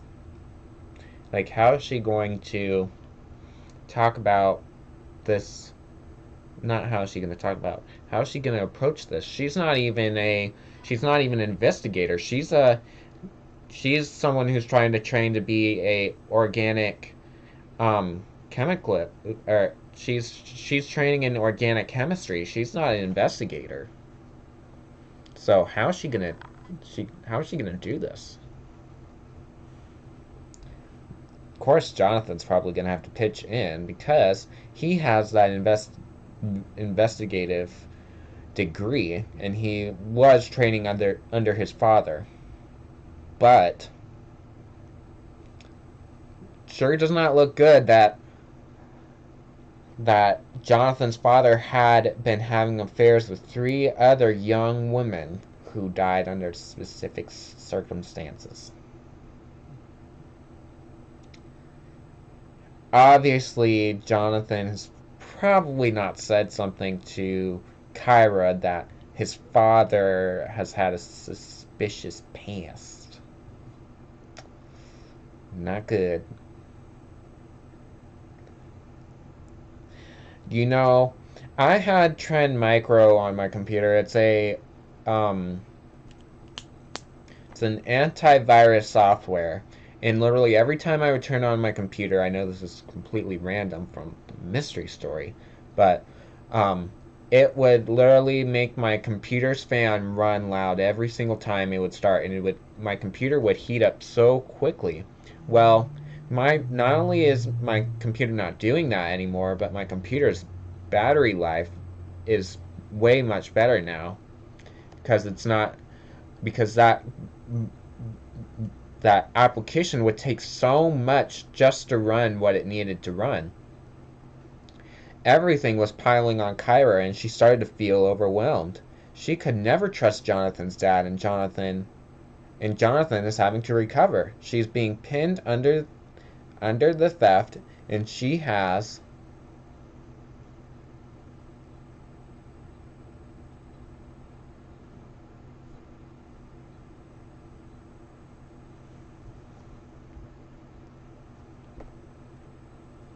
hmm.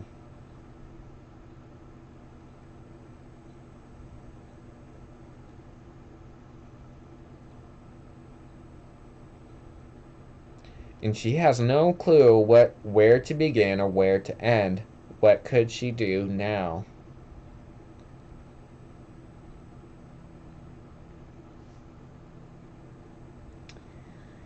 I think I think that should be the cliffhanger. I think that should be the cliffhanger. I think we need to wait until the next time that I go live to finish the story. Have a cliffhanger on you guys. You have to think now. What is going to happen? What's going to happen next? We're going to have to finish at least this chapter of the what is the cliffhanger. She's going to have to figure out what to do. How is she going to approach this? How is she going to treat Jonathan after finding out that Jonathan's dad has been having affairs with multiple women that is underage compared to him. His dad, this private investigator, has a very suspicious past. She doesn't even know whether to trust Jonathan anymore. She's going to be investigated for the theft of this diamond. Instead of waiting for the police to contact her, she went down to the police station. To be continued. Just an aside, but I don't think Mabel purposely put the diamond in the book.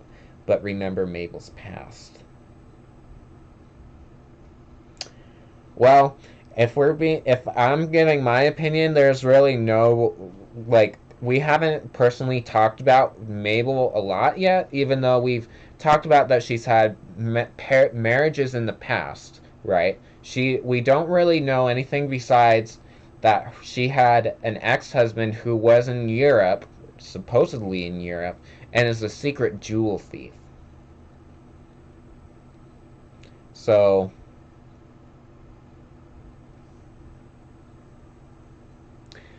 but we don't know if Mabel would be in cahoots with her ex and try to make it look like she broke up with him just because maybe the marriage wasn't going right, or who knows. And we know the diamonds were not in a ring or in a bracelet, but loose and uncut. Huh. Yeah, they were not in a ring and they were not in a bracelet, but they were just separate. It was separate. This is good. This is really, really good. I seriously am thinking about going live tomorrow just to continue this story because I'm like, I don't know if I can wait until Saturday to figure out how this part is going to end because we have to figure out what happens. Which is why Jonathan reacted that way, which is dumb of Kyra to think a person would buy her a loose diamond, which is why Jonathan reacted that way. Yeah, he wouldn't. If anything, if he wanted to do something for her, Jonathan would have been more smart and bought her like a bracelet or something that Kyra would like maybe a pair of earrings or something like that. Kyra's not completely thinking it all the way through just because of that. Kyra's like, you can tell that she's kind of even though she relies on the facts, sometimes she doesn't always get it the right way. she doesn't always receive things the right way. So write it all down. It could be the bestseller. I mean, it's a really, really good story. I mean,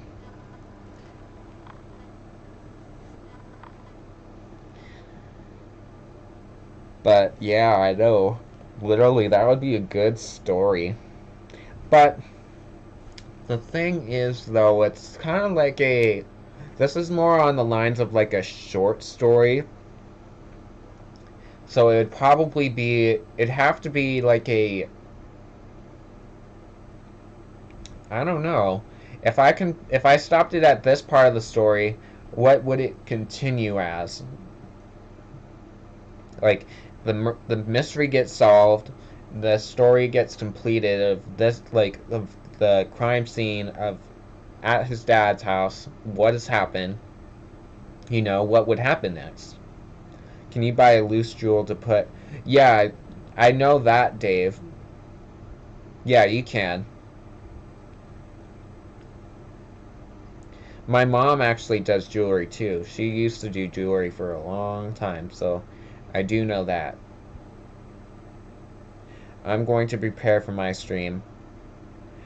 Oh, Amy, I thought you said you. Oh, today's Saturday. Duh. I don't know why, but I was thinking that today was Sunday. Jeez. Okay, that's totally fine, but I'm probably gonna end it now too because we have ourselves a good cliffhanger and we know what to start from tomorrow if I do go live tomorrow and what's gonna happen next. This was really cool. I really liked the stream. I'm glad that I ended up doing the Build a Story time live stream. Okay, so I'm gonna go. I'm gonna leave you guys with that cliffhanger. You guys think what's gonna happen next because you guys do determine what's gonna happen next too, and I do too. We all have to cooperate with each other on it. So Raymond, Amy, and Dave, and anybody else who's in here, thank you so much for watching. I am very appreciative of your support, and until tomorrow.